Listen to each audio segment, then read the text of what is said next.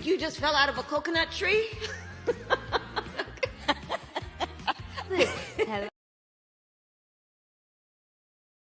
They're eating the dogs. They're eating the cats. Eat the cat. Eat the cat. They're eating the dogs. They're eating the people that came in. They're eating the cats. They're eating the pets of the people that live there.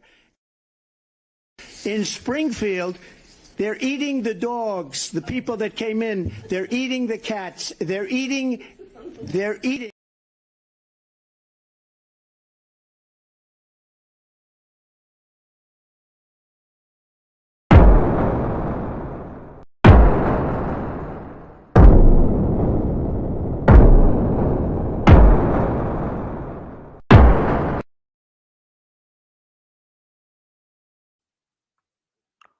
What's good, everybody? AB Media 83 here. And welcome to the Colosseum. Hope everybody's doing all right tonight. We got a lot to cover tonight, folks. Believe it or not, Kamala Harris did a second interview by herself. And well, I'll let y'all watch it for yourselves. Since some more people coming, I'll let y'all watch it for yourselves. Also, we have to cover. We're gonna have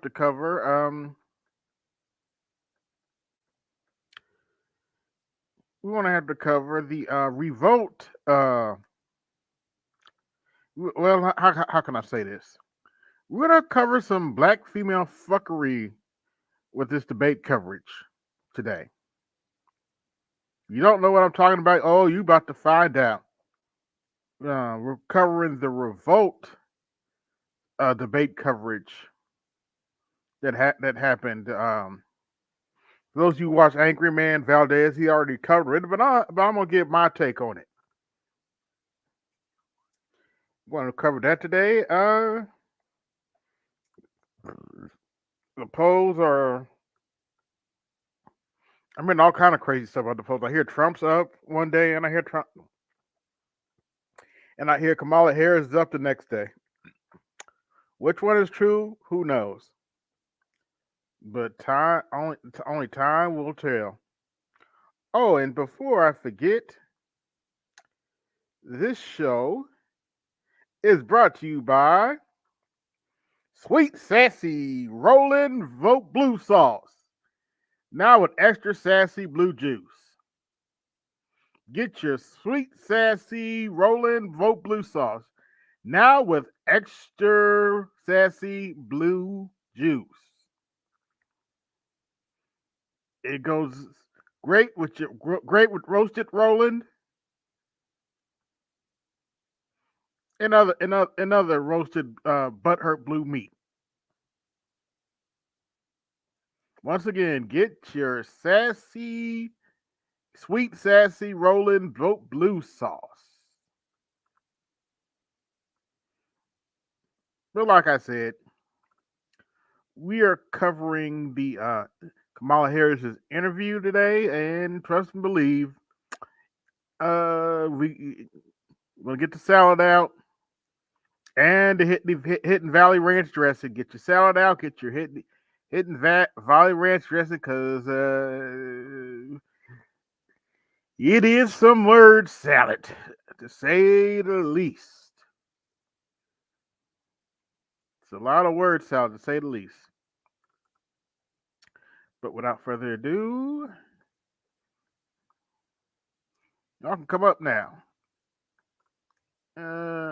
Let's see. Here we go. Hey, what's going on, James? But yeah, first we're going to be covering Kamala's second interview. Is up first. So whenever you brothers are ready to come up, you could do so now. And let me share my screen so we can get this show started. Let's see. That's the right one. waiting for a few people to come up, then we can get started. All right. Oh, good.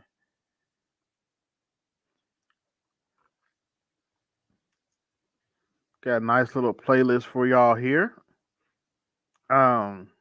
Just FYI, we may not be going through the whole length of some of these clips, but we're gonna go through enough of them. But like I said, we're gonna be covering Kamala Harris's second interview. What's good? Oh, since James S is here, let me go on and add him.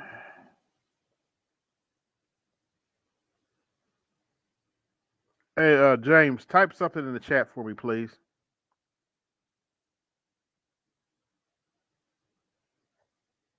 If you don't mind.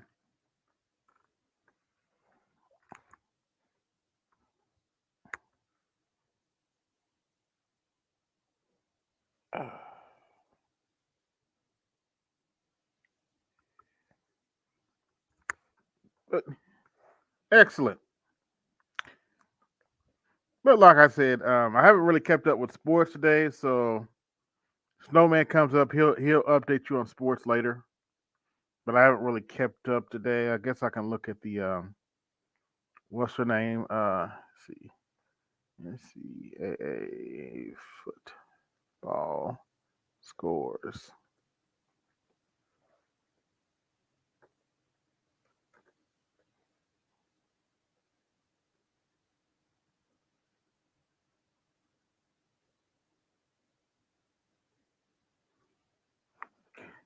Let's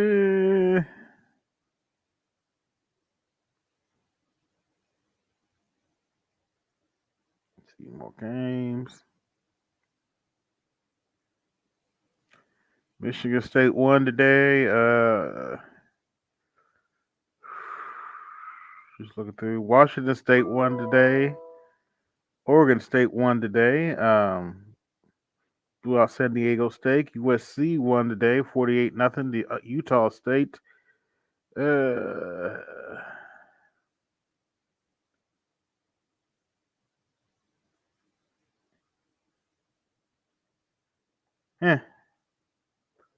Well, what's good, Detroit 313? We'll get started here a little bit once a few people come up.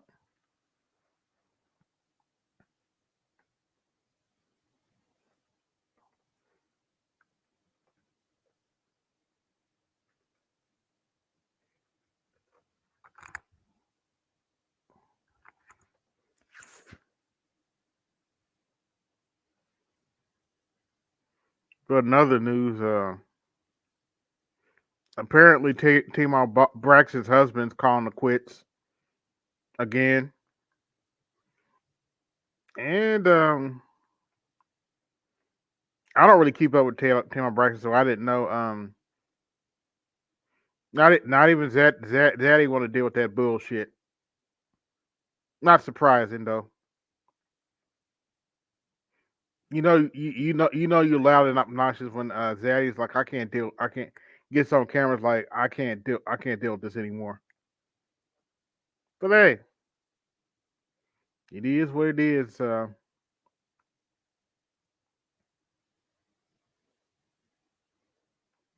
while we're waiting on people to come up,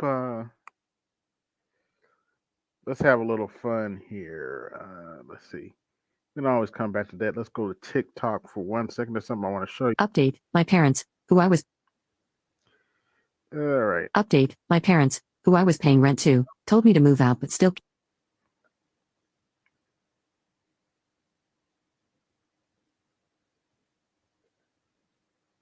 And you know what? I'll give you a little secret. He hates her. He can't stand her.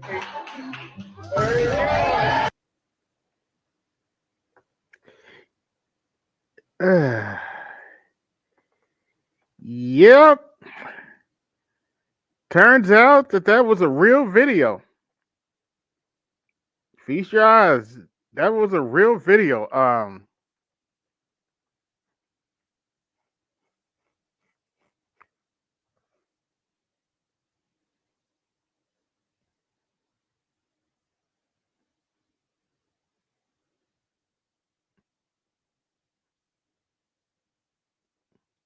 Huh? Wait, what? No. So wait, they all right, wait, Detroit 313. You're saying that they can't Zaddy don't want him either? I'm so shocked. Oh, what a surprise. Not really, but boy, black woman took a lot of L's this year, man. Makes you wonder what 2025 has in store for them. They took a lot of L's this year, man. All right, we have our first guest. What's going on, Andre?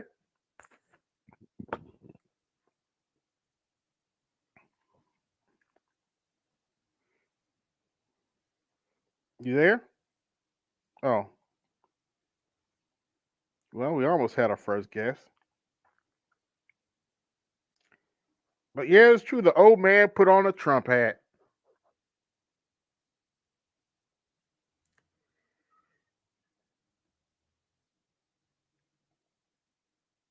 Bueller? Yeah, I couldn't hear anything. But yeah. Oh. Yeah, but apparently it is true. He put on a Trump hat. Yeah, I was hearing about that, but I didn't see the footage until now. Yeah, let's watch that one more. I don't know.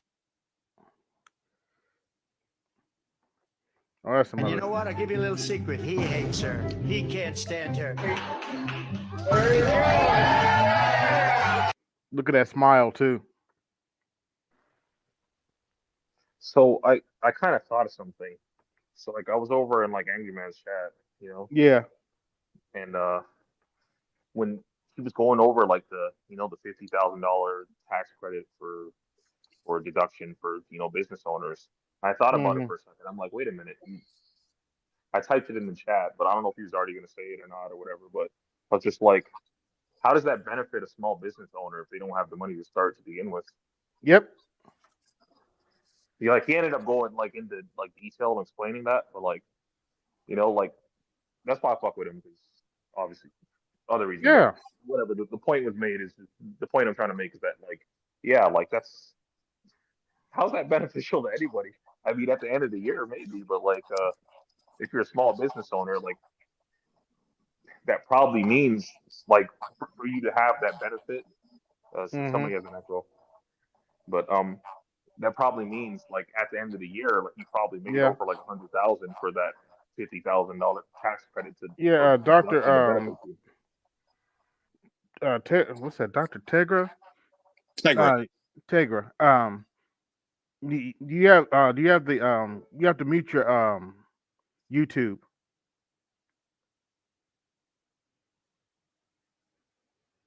Okay. But yeah.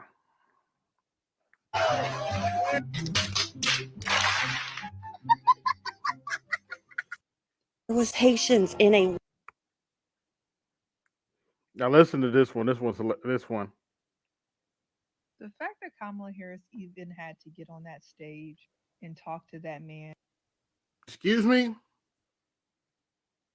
Ma'am, Kamala Harris is running for president of the United States. She has to talk to leaders like Vladimir Putin and Xi Jinping.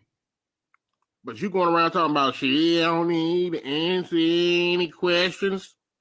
Really? Really? You're delusional, ma'am. Trump is answering questions. J.D. Vance is answering questions. Kamala Harris had to do an interview with her vice president, done one interview in the last 40 days. She has to answer questions, ma'am. Get over it. I don't know if y'all knew this or not, but that lady whose name y'all keep mispronouncing and that. Yeah. I don't know if you know this or not. I'm a web developer, and I looked at her little WordPress site, and I noticed that she put quote unquote issues on her page on a little WordPress site, and she conveniently did it right before one day before the debate. Yeah, I noticed. I also noticed that she mentioned Project 2025 multiple times. One thing I've learned in life, if somebody keeps accusing you of something that you're not doing, it's probably because they want to do something similar. Something to think about. All right, what's going on, James? What's up, baby? What's cooking? Still on my TikToks, but let's get the show. Let's get the show really started. By the way, like, share, subscribe, hit the Cash App, support the show, hit the Super Chat, support the show. I present Kamala Harris' second interview. Yes, it's only 11 minutes long. And we're going to start from the beginning. Okay, wonderful. Good. Awesome. Madam Vice President, pleasure to meet you. Thanks for your time today. Our audience appreciates your time as well. Of course. As you know, we're sitting here in a state and arguably in front of an audience that 54 days from now could decide the outcome of this presidential election. You hear it more than I do. People want to know more about you and about your specific plans. At the debate the other night, you talked about creating an opportunity economy. I wonder if we could drill down on that a little bit. When we talk about bringing down prices and making life more affordable for people, what are one or two specific things you have in mind for that? Well, I'll start with this. I grew up a middle-class kid. My mother raised my sister and me. She worked very hard. She was able to find.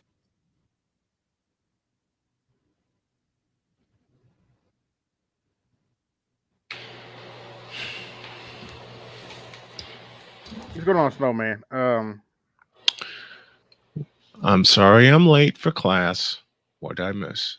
You didn't miss much, actually. The interview just started. Finally save his. People want to know more about you and about your specific plans. At the debate the other night, you talked about creating an opportunity economy. I wonder if we can drill down on that a little bit. When we talk about bringing down prices and making life more affordable for people, what are one or two specific things you have in mind for that? When we're talking about bringing down prices and making things more affordable for people, what specific ideas do you have about that? Let's hear our answer. Oh, geez. Well, I'll start with this. I grew up a middle-class kid. My mother raised my sister and me. She worked very hard. She was able to finally save up enough money to buy our first house when I was a teenager. I grew up in a community of hardworking people, construction workers and nurses and teachers. And blah, blah, I try to explain to some people who may not have had the same experience, but man, give me this soundbite. Relate to this. I grew up in a neighborhood of folks who were very proud of their lawn. Give me this soundboard. Now that is some bullshit. You know what, guys? Hold on, wait a minute, just for a minute. Snowman, yes, sir. I can't have you playing Hell No to the No. I got a copyright thing for it. I will not. I had to take it down from my show too. So I didn't know it was copyrighted either. I didn't know, and I've been playing it for 2.5 years. Cole found it for me, and I couldn't even play the audio version of it, so I had to remove a lot of stuff from my show, which is moving to 8 a.m. beginning Monday because of work and medical. What is the word? One of you brothers wanted to jump in. Go ahead. AAB. Yo, it's me, AAB. This is Dr. Dunbar. Hey, Snowman. Hey, Dr. Dunbar. What's up, brother? Nothing much. I just want to say that the way she's opening this up, this is classic.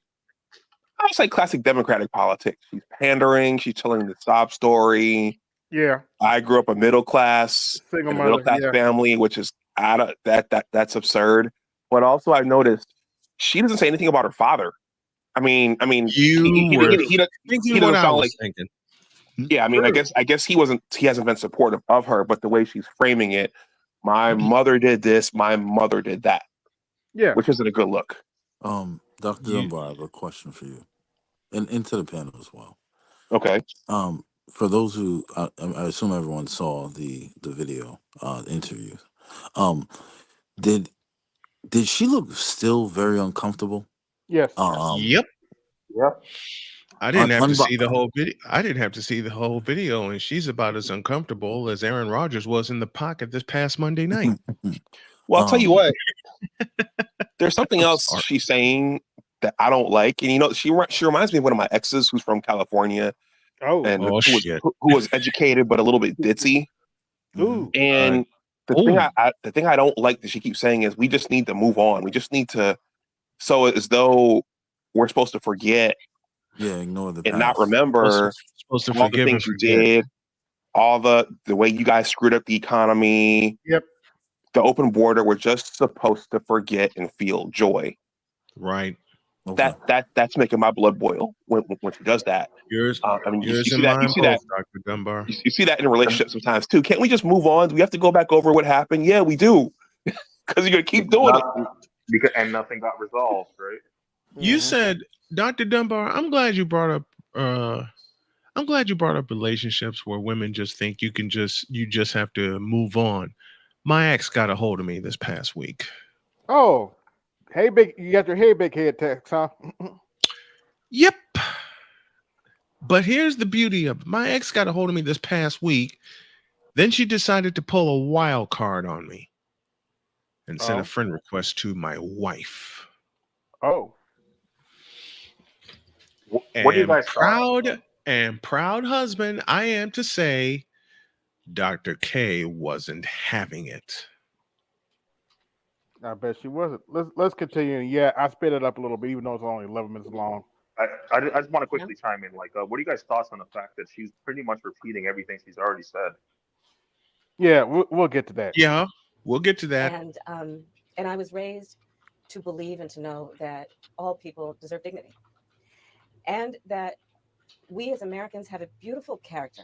You know, we have ambitions and aspirations and dreams, but not everyone necessarily has access to the resources that can help them fuel those dreams and ambitions. So when I talk about building an opportunity economy, it is very much with the mind of investing in the ambitions and aspirations and the incredible work ethic of the American people, and creating opportunity for people, for example, to start a small business.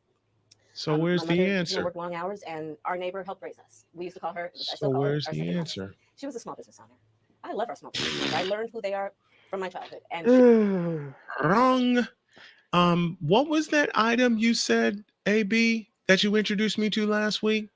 A term that I've often used. That. Word salad? That. Nothing but word salad. Hidden Valley Ranch, I'm just saying. With the Hidden Valley Ranch, which my wife purchased some this past week. And y'all pray for Dr. K, please. Mm-hmm. For a very simple reason. She had to spend the weekend with my mother-in-law. She was, and my mother-in-law was celebrating a school anniversary. Fuck. And toward our small businesses are so much a part of the fabric of our communities, not to mention, really, I think the backbone of America's economy. So my opportunity economy plan includes giving startups a $50,000 tax deduction to start their small business. It used to be $5,000. Nobody can start a small business with $5,000. Now, what she's not telling you is, as Andre pointed out earlier, a lot of businesses don't make $50,000 of revenue in their first 2 or 3 years, and she's not giving them a tax loan. Loan is a deduction, meaning they would have had to make $50,000 in profit. And a lot of businesses don't do that, especially within the first 3 or 4 years. So she's really not helping small businesses. Well, really, they'd have to make like over 100,000 or something for that deduction to actually benefit them. Yeah. Innovative ideas and giving them the ability to go for it. Opportunity economy means, look, we don't have enough housing in America. We have a housing supply shortage. And what that means. Because y'all allow corporations to buy up the houses and jack up the prices. Hey, AD. Yes. I'm gonna make this one point. I'm gonna have to drop, but I might come back. You know, when she pitched this out there, opportunity economy. Yeah. In my mind, I said, wait a minute, is she somehow biting off the opportunity zones? Because it I sounds thought about kind of that too. Yeah, it sounds very similar. yeah. It sounds like McDonald's and McDowell's. Yeah. You know what I mean?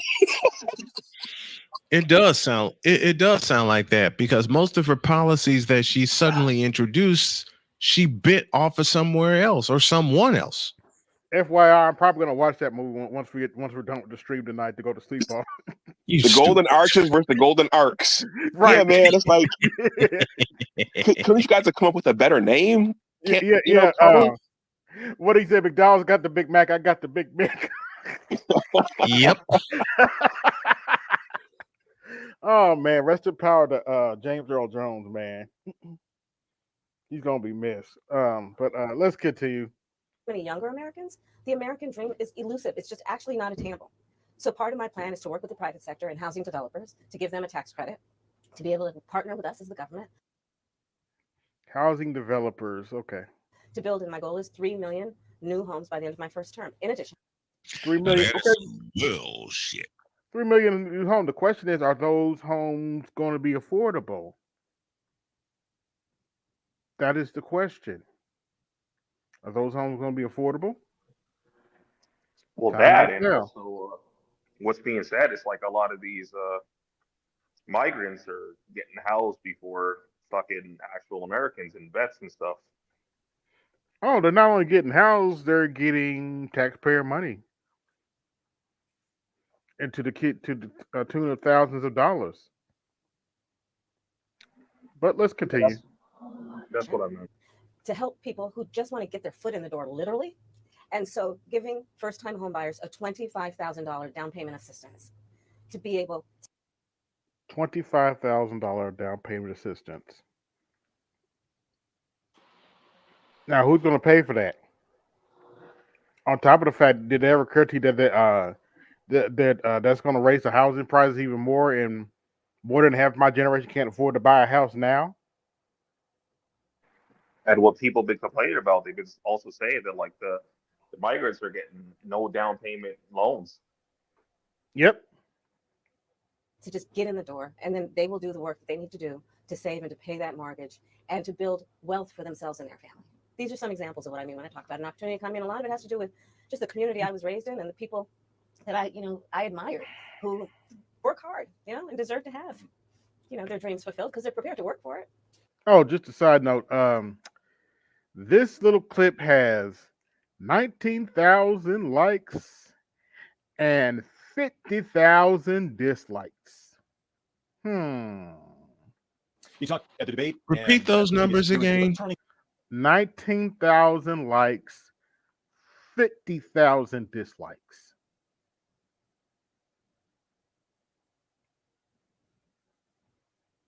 The page on the past. And in fact, here today in Johnstown, you're talking about a new way forward. Yeah. I think some people have a question, given maybe your current role as Vice President of the United States, how different you are from Joe Biden. And so I wonder if there are one or two spots. Policy. I got 37 watching. Like, share, subscribe, hit the Cash App, support the show. Hit the Super Chat, support the show. Areas or approaches where you would say, I'm a different person. Well, I'm obviously not Joe Biden. And, I offer a new generation of leadership. And so, for example, thinking about developing and a new generation of leadership or a new generation of bullshit? Which one is it? A new generation of... Let me shut up. May I answer that question, please? Sure. As a matter of fact, I'll have the master teacher do the honor. Now that is some bullshit.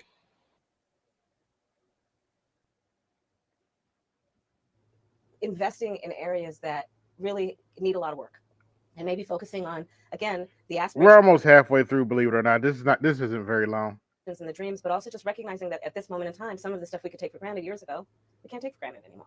For example, another plan that I have that is a new approach is to expand the child tax credit to $6,000 for young plan that you stole from JD Vance. families for the first year of their child's life, because that is obviously a very critical stage of. Also, it should be noted that the child tax credit only got taken away because Democrats allowed it to lapse without renewing it. Development of a child, and a lot of young parents need the help to buy a car seat or a crib or clothes for their kids, and so or daycare. You know, in some areas for daycare, it costs $3,000 a month for daycare. AB, Massachusetts is the highest when it comes to childcare. Mm-hmm. $35,000 a year. Damn. Well, a great point was made earlier is that if you need help buying a car seat, maybe you shouldn't have had the kid in the first place. Just saying. Don't nobody say shit. What's going on, AL? Okay, I guess he's getting his mic together. Okay. Let's continue. My approach is about new ideas, new policies that are directed at the current moment. And also, to be very honest with you, my focus is very much in what we need to do over the next 10, 20 years to catch up to the 21st century around, again, capacity, but also challenges. Crime and public safety are two major issues right at the forefront of voters' minds in Philadelphia as well, where crime is a significant issue.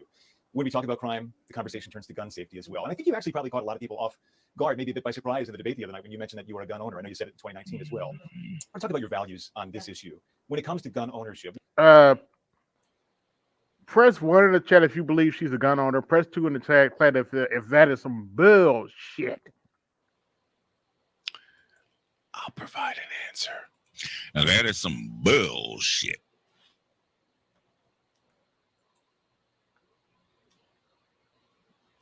Where do you draw the line in America on gun ownership and gun use? Well, like you said, Brian, I am a gun owner, and Tim Walz, my running mate, is also a gun owner. We're not taking anybody's guns away.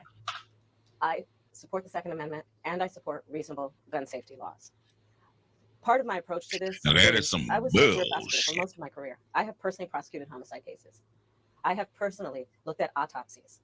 I have personally seen what assault weapons do to the human body. And so I feel very strongly that it is consistent with the Second Amendment and your right to own a gun to also say we need an assault weapons ban. They're literally tools of war. They were literally designed to kill a lot of human beings quickly. I say we need universal background checks. The majority of NRA members support that. Why? Because it's just reasonable. You just might want to know before someone can buy a lethal weapon if they've been found by a court to be a danger to themselves or others. You just might want to know. Two final questions, if I might. Sure. On the appeal of the man you were running against, as you drove here today, you likely saw a lot of Trump signs. He has an historic appeal in this country. And as you are someone running against him and trying to understand that, I wonder how you distill it. What do you understand his appeal to be? And how do you speak to his voters? Or maybe people who just share his values but are open to something else? I, based on experience and a lived experience, know in my heart, I know in my soul, I know that the vast majority of us as Americans have so much more in common than what separates us.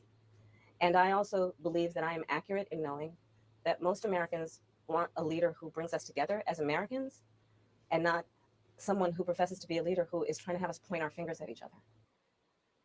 Wait a minute. Why is she talking about herself in the Democrat Party like that? Bam. Actually, I want you to go on and play the snowman. Huh? I'll do this one live. Huh? I think people are exhausted with that approach, to be honest with you.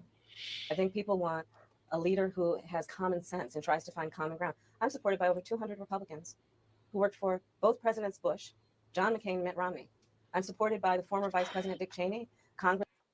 Oh, you're supported by the #1 warmonger of our time, Dick Cheney? And you're touting that? You stupid idiot. I'm sorry. Former Congressmember Liz Cheney. And I think people are more willing now, in light of the hate and division that we see coming out of Donald Trump, to say, hey, let's put country first. And Uh-oh. Wait a minute. Where have I heard country first before? Where have I heard that before? You know, I've heard it somewhere before. I can't think of where. Oh, right. Rest in power to the late great John McCain. Yep.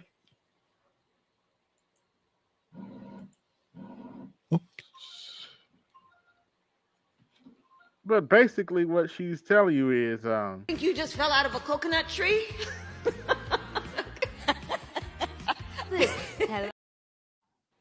Oh God, that laugh. Oh. Think you just fell out of a coconut tree? She's always laughing. She's always I laughing. think that just makes us stronger and more healthy as a country. To say, look, we can all debate our differences around, various policies, but let's stop with the division. Like, enough of that. Let's bring everybody together. And finally, as you introduce yourself to America in a new way, they've heard much of your story at the Democratic National Convention and in that debate earlier this week. If there's one thing that you wish Americans knew about who Kamala Harris is that you don't think they know yet, what would that be? I don't know. I mean, probably it's not very different from anybody watching right now. I love my family. One of my favorite things that I lately have not been able to do is Sunday family dinner. I love to cook. I have incredible friends. My best friend from kindergarten is still my best friend. I think that, I have a career that really, and I said it the other day, as a career prosecutor, I never asked a victim of crime, were they a Republican or a Democrat. The only thing I ever asked them is, are you okay? And I think that's the approach that. I hate to say this, and I'm actually being dead serious when I say this. Somebody probably needs to ask her if she's okay. Does this look like a confident person to you? Don't ask that question. Well, AB, and like to what she just said, it's like, why would you ask a victim of a crime like what political party they support? That doesn't make any sense. I mean, AB, after I watched that video multiple times, I basically ran through the comments, and unanimously, they were saying we're gonna do that. We're gonna do that right afterwards. Most Americans want, regardless of who they voted for in the last election, in terms of turning the page and charting the way forward. I imagine you're looking forward to cooking Sunday dinner again. I am looking forward. Yes, I am looking forward to cooking. With the whole family gets involved, the kids each have their role. Yeah. Oh, Jesus. Pleasure meeting you. Thank you, Brian. So Okay. Oh, Jesus. Now that that's over with, let's look at some of these comments. Real quick, who here on the panel is looking forward to Kamala's Sunday dinner? Hell no to the no. Hell to the no. Actually, from what I heard her say about the greens, it sounds like she does know what she's doing in the kitchen. I don't know what it tastes like. Okay, I don't know what it tastes like, but anyway, let's look at some of these comments. Interview. So Kamala, what day is it? Kamala Harris. I grew up in the middle class family. Let's see. Putin, let's negotiate a deal to end the war in Ukraine. Kamala, I grew up. Oh my gosh, that is so wrong. Finish it. We want to hear it. Oh my gosh, that's so wrong.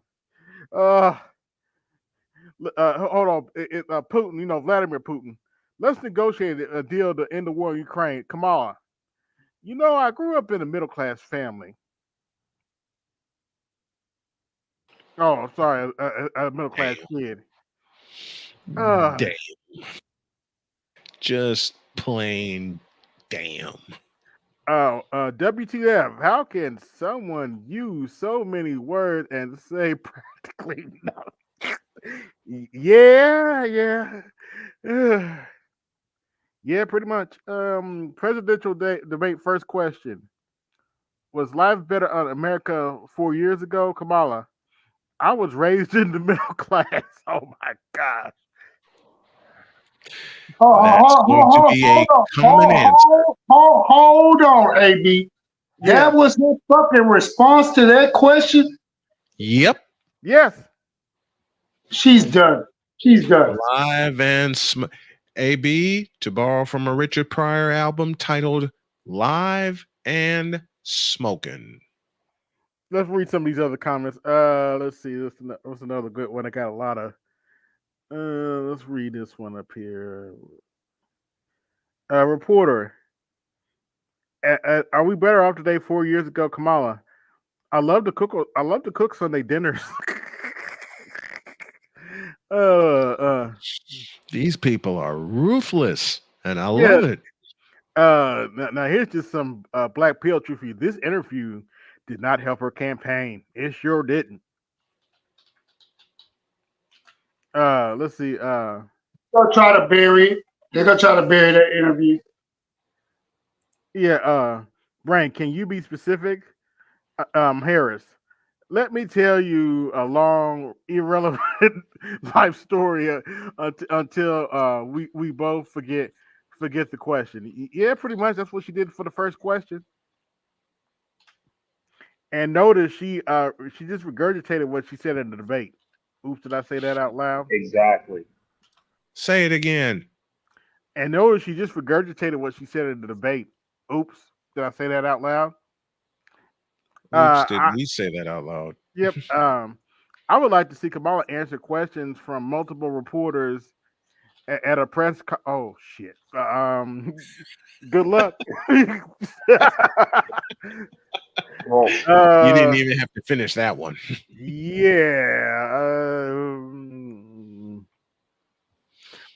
Y'all gonna enjoy the next video. I guarantee you. That we're about to go through. Well, pretty much like, I would prefer like if they were to have another debate, like it's somebody that's actually unbiased, but it's unlikely. But since like you've seen how biased that debate was in the first place, like come on, like the one chick was like part of her fucking sorority, and like it was clearly a three versus one. So like, when you were playing it originally when it was happening, like it was pissing me the fuck off. I'm just like, are you guys not seeing this bullshit happening in real time? Yep, bro, can you challenge her on her answers and ask her to be specific? Yep. Be specific. What's if the old ABC song? could turn off the comments without losing even more credibility, they would. Yeah, that's true. That's true.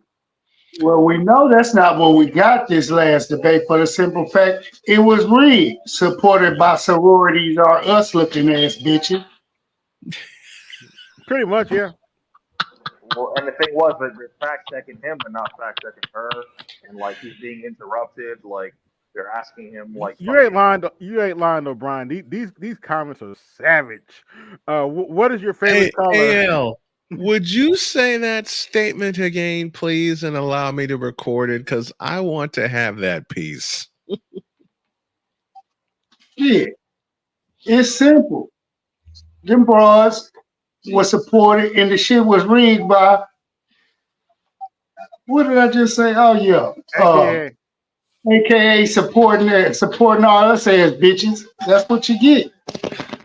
Sorority looking ass bitches.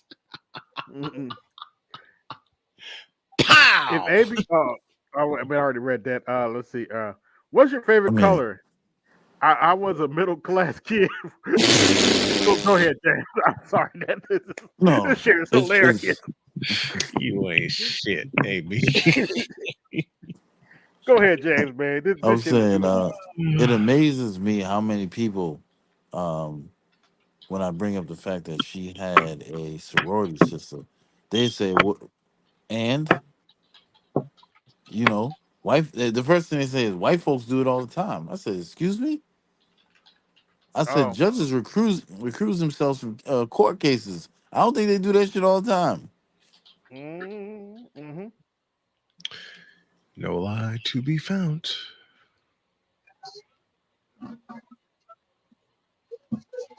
Oh, give me 1 second. I gotta to be found.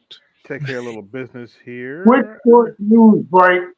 Kentucky, Georgia survives Kentucky 13-12 with 104 left in the fourth. The score 13-12. Mind you, the second-rate Texas Longhorns beat the shit out of UTSA 56-7. There will be a new number one tomorrow. No, there won't. No, there won't. And I'm going to explain from a pollster's eye. Georgia won a conference game. Oh.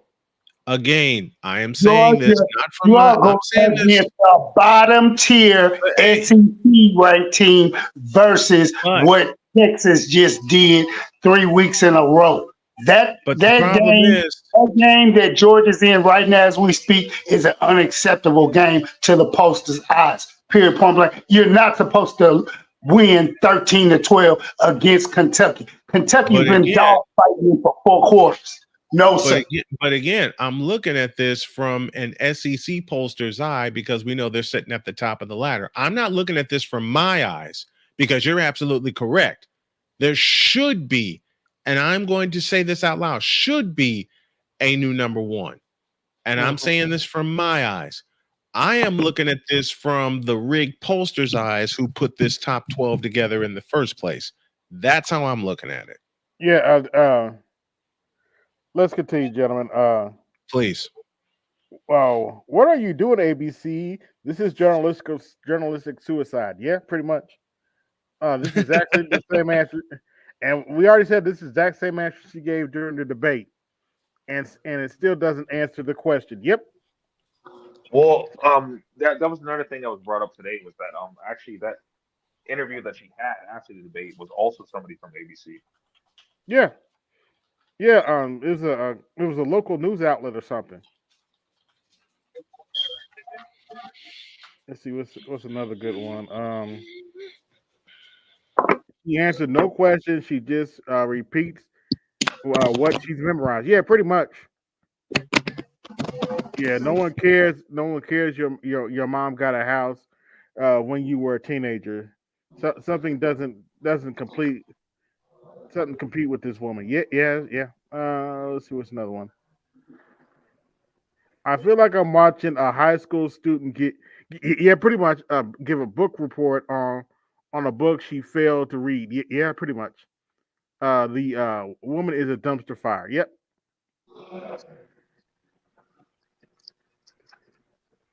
Yeah, WTF. How does someone start a business with 50K tax deduction? There's no grant or forgivable loan. It's just a tax deduction. Listen carefully, people. If I start a small business, it's very likely I do not owe any tax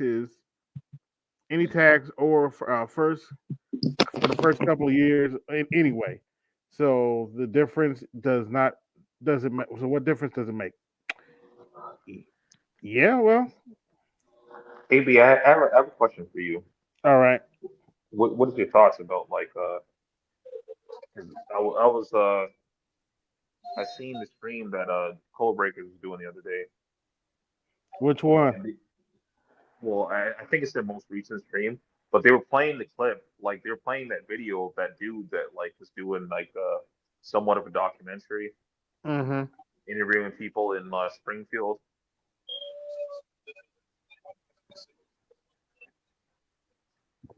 I'm just wondering what your thoughts were on that video. I didn't really watch it. Thank you, Otis. Whatever number one doesn't matter. Conference. Well, winners get automatic home game in 12 team playoffs and you get a bye week. Okay. Oh, this actually has a good argument. Okay. Back to business. Yep, back to business. I know y'all gonna enjoy this next one because the next one deals with how can I say it is black female fuckery. Oh shit. This is some good old fashioned black female fuckery on only political style. And as your man, now let me set this up. Wait. There's a sound I need to play for you if I haven't. No. I'll wait. Set it up. This heifer that's moderating this debate right here is called Tesrin. Oh Jesus. Figaro and Figaro. Yeah, I'll let y'all watch it. Got a couple charges, you know what I'm saying? Trump, that is. So, and I'm not. Look, I'm here because I wanted to be here right now in this room in the city that I live in. I've never, seen a moment where somebody said, "Hey, we're gonna go watch the debate," and everybody in my age bracket is excited, and I'm like, "Damn, this the new club." I'm like, "Let's go!" And so to come in and witness this firsthand, I do notice that y'all get a little high key, a little hostile with the energy. Yes. And I wish y'all could kind of just keep it a little, it's nothing wrong, but it makes it hard to communicate. No, we'll get through. Yeah, we will. What family do? Let me speak to this. True indeed. Let me speak to this. If people can argue about who's the best rapper, if people can argue about who peed on who, if people can argue about who. Huh? Run it at normal speed. Yeah, there's no. Now I'll play what I was looking for. Who dated who? We can absolutely, and I want family to understand this. I want to be clear about this. Yeah. This is family. I literally asked Revolt, let's make sure we bring black Republicans, not just Republicans, but Trumpers all the way on the left, all the way on the right, all the way on the left. We have got to be okay with chaos. No. And we, let me just say this, brother. We have got to be okay with having a difference of opinion. We're going to turn it all the way up and turn it down and turn it up, just like we hug. Y'all see where this is going? Here we go. This is good. It is good. Look how they do in Britain. They yell, holler, scream, throw chairs. It is good for us to sort this out because organized chaos and having this conversation is actually how we solve problems. We just like playing dominoes and talking loud. No, I would just like to add that if we could find just a more streamlined way to actually execute this moment than opposed to yelling, because I'm keeping it 100. I would much more rather be yelling and be passionate about these conversations that's going to live on for years and decades for our children and the people that we leave in our legacies too, opposed to me yelling if LeBron or Kobe or Jordan is the best. I do feel like this is a more fulfilling conversation. It's more healthy, but I'm trying to get into it because it's so chaotic, but I love it. Right. I love it. I'm here. Keep watching because the fuckery's coming. I'm here. but I do want to speak to the solution because what Young Jock is basically saying is we got to get to the solution. And I just want to put this out. I train thousands of people every year. Thousands of people every year to be organizers, to be candidates, to be operatives. This brother. Oh, well, that explains the black female fuckery in the community. Running for office. You have to be on the ground in order to do it. This brother's in the community. Are you not? You talk about it in the community all the time. This is in the community. Everybody in this room is an activist, an organizer at some level in the community. So we are working towards a solution just because of the time and because we're responding to, in real time what they're saying. We have to deal it in pockets just like a track. We just doing just a track and feature every now and then. But make no mistake about it, that Revolt, and hopefully we continue to have these conversations, which is why we're here. We can continue to flesh out these solutions. So it's not that we're not getting towards solution. We're just having a good old fashioned rap battle. That's all. And ain't nothing wrong with it. And hip hop, literally hip hop. Somebody asked in the comments, why is Young Jock here? And I just checked somebody in the comments and said, you got every right to be here. First of all, Revolt is a hip hop network. Let's get that straight. So if anything, we in your house. So because I want to let you know how I defend you. Why is Young Jock? Well, first of all, you a human. Notice she's not letting them get a word in. Not like anybody else. So let's first get that straight. Nobody get to decide who should be here and who should not be here. Rappers, literally, you've been telling the story from the beginning of time. It's like a jungle sometime, made me wonder how I keep from going under. Rap literally tells our story. Can I tell them something? Yes, I'm socially activated at this point in my life. Just 2 weekends ago, I teamed up with my brother, Tory 100, Mr. Ray Daniels, P from QC, Luda, Jermaine Dupree, and we just gave out 1,000 laptops to our inner city youth on the south side, for Southside there at the lake. So, and I'm not doing that for clout. I'm just saying this is my footing in the game. It's a receipt. It's a footprint. And I appreciate when people ask those types of questions because it creates a friction. It creates a conflict, and that's the only way we're gonna do something. They say iron sharpen iron. You got to ask those tough questions, even if it ain't a tough question. Why he there? Because I'm activated. I have a nationally syndicated morning show. I don't want to just regurgitate what I heard. It's just like I said at the DNC with my nice little suit on, speaking to Revolt. Hey, I want to be in the room. I want to smell what's happening in the room, and I want the room to smell me. That's right. And the only way for that to happen is I have to actively be present. Here I am. That's right. We appreciate you being here. Straight up. And also, even if you wasn't activated. See, my job being the hood was to go get people who's not activated. Talk to me. So nobody, since we got Christian folk, if you're not a Christian, then don't worry about it. But it's about walking among people that are not activated. So when I was in the streets yesterday in Atlanta, I'm talking to the brothers literally homeless who are under the bridge. We got to get them in the fold. Anybody can talk to their own choir, but who can go bring people to go follow them up the hill? So we want to be clear that this space is for those who are activated and non-activated, because that's Trump's beyond. Here's where I'll give Trump campaign some credit. They follow the what do they call it, the lost man or the unspoken man? What do they call it on your side? The forgotten man, where they literally go and say, let me strategically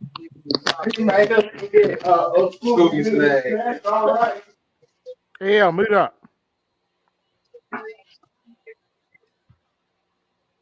Okay. Peel off 1-2%. Let me go and get Icewear Vizzo in Detroit to peel off 1 or 2%. You have people online saying, oh, why they got Icewear? He got clout in Detroit. Yep. So while you ignoring that rapper in Detroit and saying, oh, he don't know what he's talking about, that 1 and 2%, the Trump campaign has been very strategic, whether y'all like it or not. They've been very strategic talking to those brothers that are not getting talked to. So we want to be clear that the non-activated people are important, and we want them here too, and we're glad to have you. 3.6 million people listen to me every morning. Yeah. From 6 to 10 on my platform. So yeah. I'm happy to be here, man. Appreciate it. Christ. Brother. For those laptops, because I know it's gonna make the difference for those kids that you did that to. So people who are online, please just watch who you give, who you're trying to knock, and who you give respect to, because those are resources that you didn't have to do, but you did it because you've always been a real one. And so we, as a community, we appreciate you, and you should be, if anything, one of the first people to speak, because when people aren't looking, you're still working for us. And I do want to say this, and this is, I mean, Tez, I know you said one thing. You said, "Hey, you sitting next to a big dog. You sitting next to a big dog." But out of that whole stage right there, if Trump wins, only one of y'all going to the White House, and that's Michaela right there. And so we got to be honest on what we gotta know. We have to know. What I'm saying is, hold on. Out of the whole crowd, here we go. Only one person. Hold on. Let me just. And this is why. The black people, finish. And when it comes down to finish your comment, baby. When it comes down to a divide, focus on when it comes down to a divide in our community, this is why, because we're talking about everybody being so politically correct instead of in 4 years, what are we going to get? You mentioned chaos. Black people have been in chaos way before this debate ever started. Say that again for the Negroes in the back. We've been in chaos. Please. AB, there's a whole bunch of shit wrong with what was said. Like, she was talking about organized chaos, which is obviously an oxymoron. Doesn't make any fucking sense. And, exactly. And she was talking about, like, Trump is being strategic by talking to people that normally don't get talked to. Is that really being strategic, or is that just kind of having common sense? And also, like this dude just talking. Like, notice how she kept interrupting while he's talking, interjecting every time he said a fucking word. Yep. We're in chaos in the homeless shelters. Oh, that's the funny part. That's the funny part. I don't know how far we'll get through it, but she doesn't just do it to him either. We're in chaos when it comes to the Department of Labor. We're in chaos. The fact that Jock has to bring out laptops for the kids because there's not enough resources in our community. Right. And so when we have a sister with a different opinion than ours, it's about giving that respect. The fact that... hold on, wait a minute. I got to... Wait, no, you're not... No, I'm going to stop you because you're going on and on. And this sister here is the one that invited this sister. So if I did not respect this sister, she wouldn't be sitting here. Oh, side note, this little debate aftermath has 1.5K likes and 4.9K dislikes. Yikes. You're going to put some respect on that. We're not going to sit up here. Put some respect on what? Exactly. That's what I'm talking about. That's exactly what I was talking about. Like, you just seen it again. Like, he was talking and she interrupted him. Like, no, you can get frustrated and look down and all of that. Relax. Well, we got to make sure we're very clear. This platform was designed to bring this sister here. So if there was no respect for this sister, she wouldn't be here. So let's make sure we're using the right context, brother. I don't mind you making the point about one sister going. This is the only sister on this stage that want to go. So let's also make that clear, because I don't work in no White House. So I want to be clear about that. Everybody ain't trying to get a job in the White House. You can continue, but let's not act like she's not respected, because she is. We just have a difference of opinion. When people are yelling about who's a big dog, I am a big dog. And what I'm saying is, I'm a big dog. Out of this whole stage, only one person was standing on the stage with a presidential and candidate. Only one person on this stage flipped Michigan. And only one person on this stage organized over 2,000 people every year. Only one person was the racial justice director for Bernie Sanders. We don't care. Only one, because remember, you don't want to do resumes, because the sister already said she don't have no resume. How do you fuck that up? How do you fuck that up? So you might want to back that. Yeah, you did. You said you don't have like the rest of Ain't but one sister the senior public policy advisor for Ben Crump. Let's go on to the next. Wait a minute. Did she? Wait a minute. I have to replay that. Wait a minute. Please do it Ain't again. already said she don't have no resume. So you might want to back that. Yeah, you did. You said you don't have like the rest of Ain't but one sister the senior public policy advisor for Ben Crump. You're the public policy advisor for Ben Crump, and we think we're supposed to take you seriously? Really? I'm holding back cuss words right now. Really? How's that? So in other words, you're an opportunist. If you're doing stuff for Ben Crump, you're an opportunist. You're just trying to get money. I'm trying to be nice here, folks. I'm really trying not to go there. How's go full ham. How's this? Let's go on to the next. Ain't but one sister signed the front of the check for 1,000 people. Oh, baby, I know you don't want to start doing the only sister. I know you don't want to start doing the only sister receipts because ain't but one sister served the United States Air Force. Let's go on to the next person. This is what this is. She's supposed to be the moderator of this too. My ass. Yeah. I don't like the slight. I don't like the slight. I don't like the passive So, your point? We don't like you either. aggressive diss because I run these receipts down.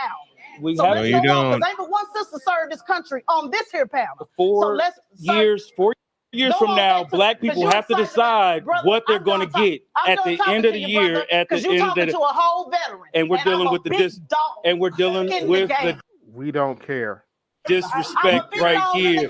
game. 4 Go on years. to the next sister. What are black Go on to the people next going to sister, get at the because you heard her say she don't have the resume that I got. So From- go on to the next sister. I'm not gonna handle your passive aggressive distance, baby. I run these receipts down on you. I run these receipts down on you. You talking to a whole veteran. We can't So baby, ain't nobody impressed about working in no White House. I Like I told you, it wasn't just him she was going at either. done turned it down. Ain't but Like, one sister on here that notice on fire. Dear me. Dear Notice how me. he's over talking everybody there, and nobody had the balls to say shut the fuck up. Correct. Yeah. Which is why I couldn't be on it, because I would been like, shut the No, ain't but one that do 100 hits on Fox News. They don't call this sister, they call me. How many you do a year?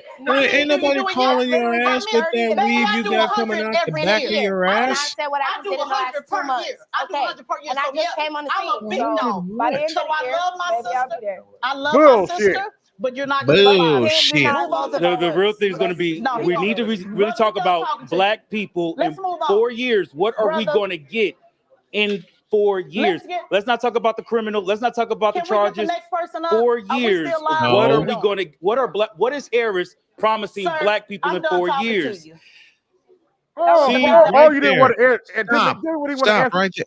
Yeah. Stop right there. I don't want. I'm done. I'm done talking to you. You haven't answered a goddamn question yet. You haven't made a fucking statement yet. All you kept saying is, "I'll run these receipts down on you. I'll run these receipts down on you." All right, run them down and make it make sense. You stupid ass bleep. Yeah. I'm trying to hold them words back, man, because Dude, you and I have the same words. Okay. BGS warm, you an old nigga now.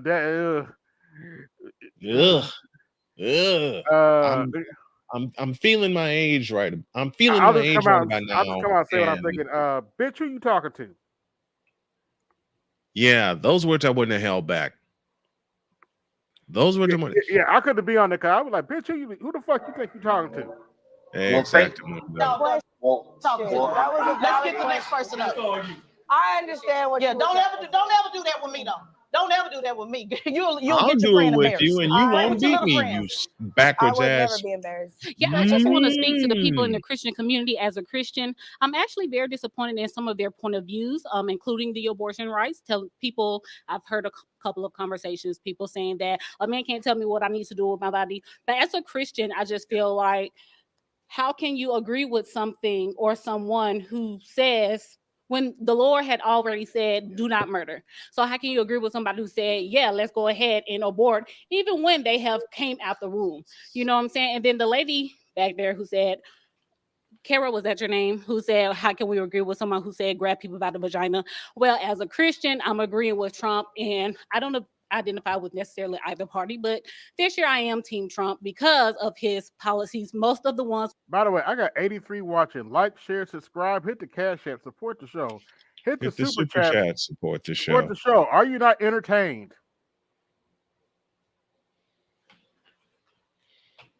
Are you not entertained? Let's continue. When I go by line, they agree with Jesus' principles that's laid out in the Bible. You know what I'm saying? So I can't be mad at someone who half of his principles is aligned with the Bible. I can't disagree with someone who is against the LGBTQIA, DEI plus agendas with men, including men, you know. I'm sorry, I can't help myself. I call the LGBTQ, ABCD, EFG, HIJK, LMNOP community. Yep. Normally, Playing in women's sport. I don't align with what a B-dub has to say, but so far I agree with everything she said. I do too. I'm probably going to go to church tomorrow. So yeah. I can't agree with someone who's going to, you know, do the abortion. I can't. And just to piggyback on what she's talking about, I can't agree with someone who allowed Planned Parenthood tropes to be outside their convention. Oops. Did I say that out loud? I will echo that. As a Christian, I can't support a party that's that demonic. I was a little bit iffy on her, but then she said she supports Trump, and I was like, okay, I'll listen to what she has to say. Will not do the abortion ban. I cannot agree with someone who's going to go ahead and take away our gun reform when in the Bible, Jesus is actually for us protecting ourselves. Somewhere in Luke, he definitely said, here's two swords. Okay. Well, yeah, that's just actually, BGS pointed this out one day that Jesus told his disciples, make sure you're armed. Yeah, that's a great point that you stopped at, because like I actually had this conversation with Dr. Thunder before, because we were having a religious like conversation. Like I told him like that was like one of those like the problems that I have with Christianity was this whole turn the other cheek shit. And Dr. Thunder was like, you know that Christ had a sword, right? I was like, okay, that's news to me. Yes.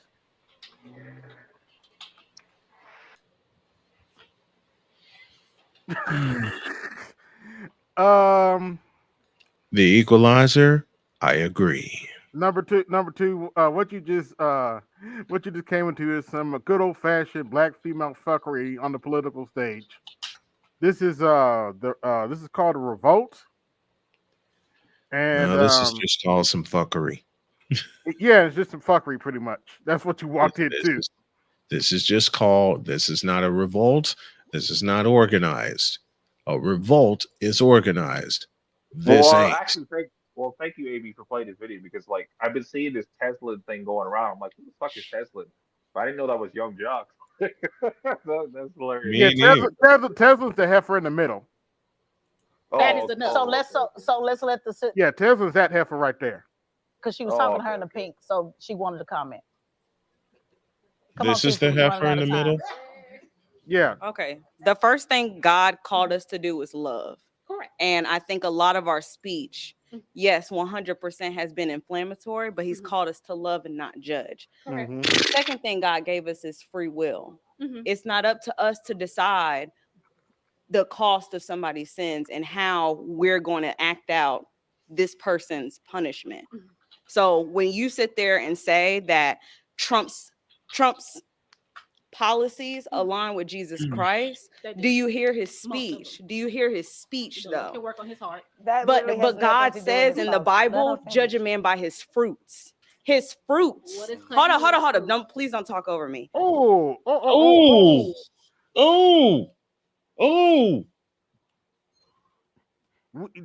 Damn. Hold on, wait a minute. Judge a man by his fruits? Do you she don't want to have that conversation with me. You really want me to judge Democrats by their fruit? She didn't want to have the conversation with me either. And by the way, that refers to Matthew chapter 7. Jesus talks about being aware of false prophets. You'll know them by their fruit. Mm-hmm. You don't want to have that conversation with me. I was raised by a Sunday school teacher. She wouldn't want to have that conversation with me. Hey, can y'all give me a 10-second catch up? You walked into a trap. Yeah, you walked into some black female fuckery. Inflammatory. His fruits are rotten. So please don't disrespect my On a political stage, you're arguing about the debate. my Jesus Christ like that. Okay, my family was and let me also go back just a little bit more. My family was very instrumental. And let me also say, my family was very instrumental. Is this mic on? Can people hear me? I feel like no. Go ahead. We can't hear you. Yeah. And I'm also saying this as a person whose family was instrumental in founding the AME church. I don't know where your relationship with God went wrong, and I'll retract that because I can't judge where you're, but I think you need to go back to the Bible a little bit more and have some one-on-one time with him to really think about whether the person that you're calling to represent this country. Go ahead. Yeah, since Salty is here, like Salty, what is your thoughts on like Kamala talking about like the $50,000 tax deduction? Because what was said earlier was yeah, that's a tax deduction, but that's not going to apply until like you've actually made like it's not going to apply till the end of the year. And if you're getting a $50,000 tax deduction, you probably made over $100,000 or something for that. Hey, so for that to benefit you. So the lady in the pink, is she for or against Trump? Take a guess. Sounds like she's against Trump. Well, I mean, it's two black chicks going against each other, so I don't know. Yeah. The one in the pink is against Trump. She's against Trump. Okay. Actually represents Jesus Christ, or whether he's actually thwarting Jesus' word. You said that I'm disrespecting Jesus Christ, but what is disrespectful when he is the one who creates life? I think anybody who's a Christian can say he is the end all be all. He is the Alpha and Omega. He is the only one responsible for life. So what is disrespectful to the Lord Jesus Christ is him giving you a baby and giving you life and you dropping it at his feet saying, I don't want it because you don't want to control who you having sex with. If you do not want to have a baby with somebody that you don't want a baby with, you don't need to be having sex with that person. Maybe you need to close your legs. Maybe that's what you need to do. Did she just throw out the accountability word? You can't say that in public. Yeah. You're supposed to say a word. You're supposed to say a word.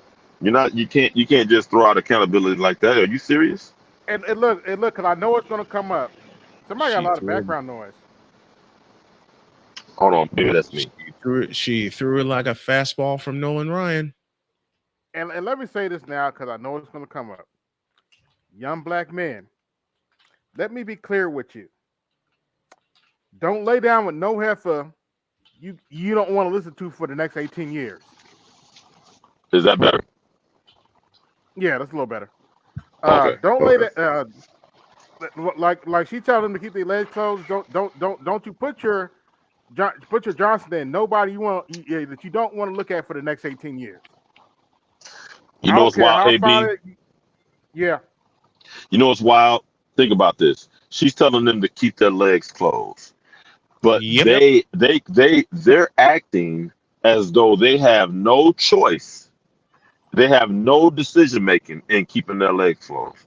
As though they can't, as though that's not an option to them. They're your legs in the United States. Yeah. You can keep them closed if you want. Yeah, they control access to sex. They do. And they're acting like they can't close their legs. My next 4 words are, who told this lie? They did. They did. I'll tell you something. And they keep telling that damn lie. Do you realize, I was thinking about this shit today, right? Mm-hmm. They act, and it's insulting, actually.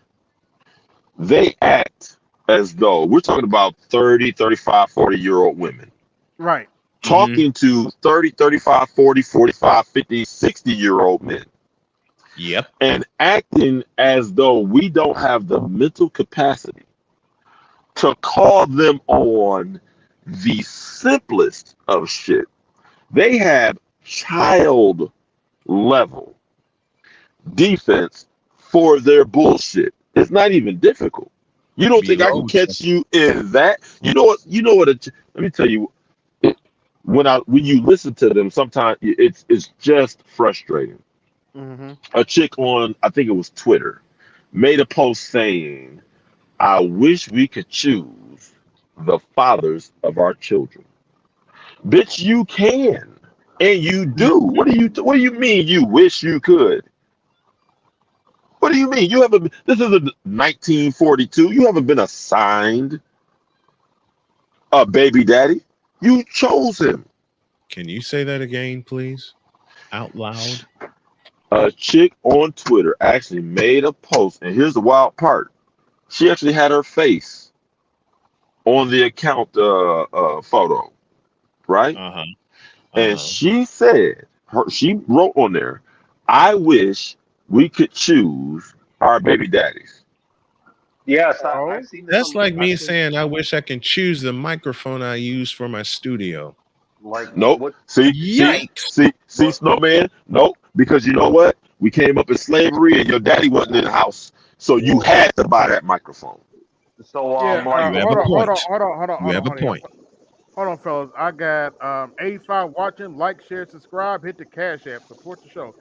Hit the Super So, Chat. Support the show. Wait a minute, Andre. What's going on, number 2? Hey, what's going on, man? Obviously I just logged on. But to answer Andre's question, Yeah. I mean she's just throwing out numbers, man. I mean the current startup deduction has been $5,000 for quite some time now. So basically that's just the startup stuff. I mean, let's say it goes through Congress and they accept it. I mean, like most small businesses, especially your first time, you're not gonna really accumulate $50,000 in startup costs, bro. I'm not saying it's a bad idea. It's just, especially in this environment right now, I don't think it's a good idea because first and foremost, most tax professionals aren't even dealing with regular folks anymore. Like they're just cutting it out. We tired. Right. We're done with regular folks. It's We not are worth the time. we are finished. We are finished. Salty, I'm happy that you jumped up because yeah, that's what I was trying to say is that like to say that like 50,000 in tax deductions means that like they probably made over 100,000. Well, for I that mean, to actually benefit them. well, For them to get the full benefit of that 50,000. Well, the first thing is that it has to be qualified. It has to be qualified startup stuff. So that's why I'm saying, like, most people don't understand. When I say these things, I know I sound like a parrot, but I say these things because I've seen so much shit, man. Yeah. And people really, even believe it or not, man, even professionals, even because before the pandemic, CPAs who actually specialize in tax was like 3%. That's it. Hey, That's this is South Sea, CPAs. right? Yes. Hey, so when you say it has to be qualified, so it's not merely you It's not being anything. a small business. It has to be there's certain parameters around it being a small business. Correct. Oh. When everything, with anything that comes to tax, it is very, like Congress wrote stuff. It's very specific. There's almost no gray area. Yes, people are gonna go on TikTok and Instagram and try to sell you guys bullshit.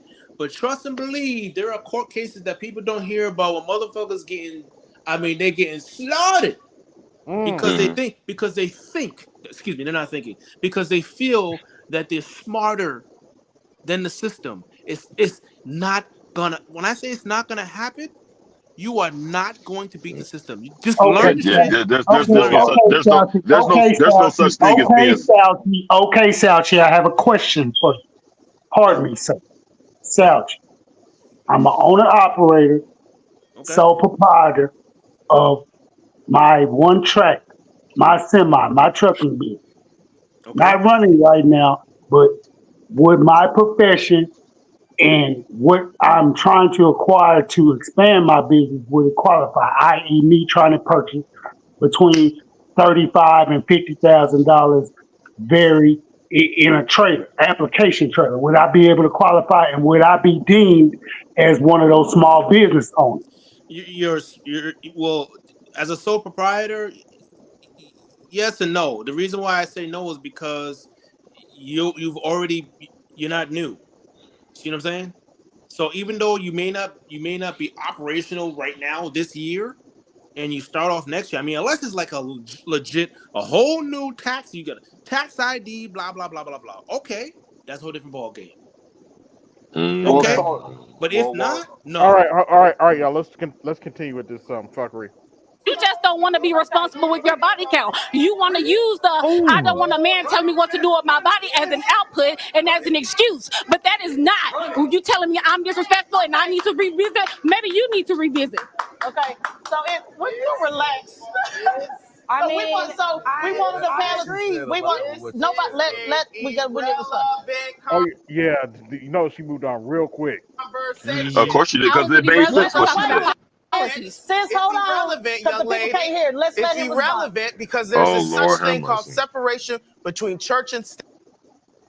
What the fuck? What does church and state have to do with accountability?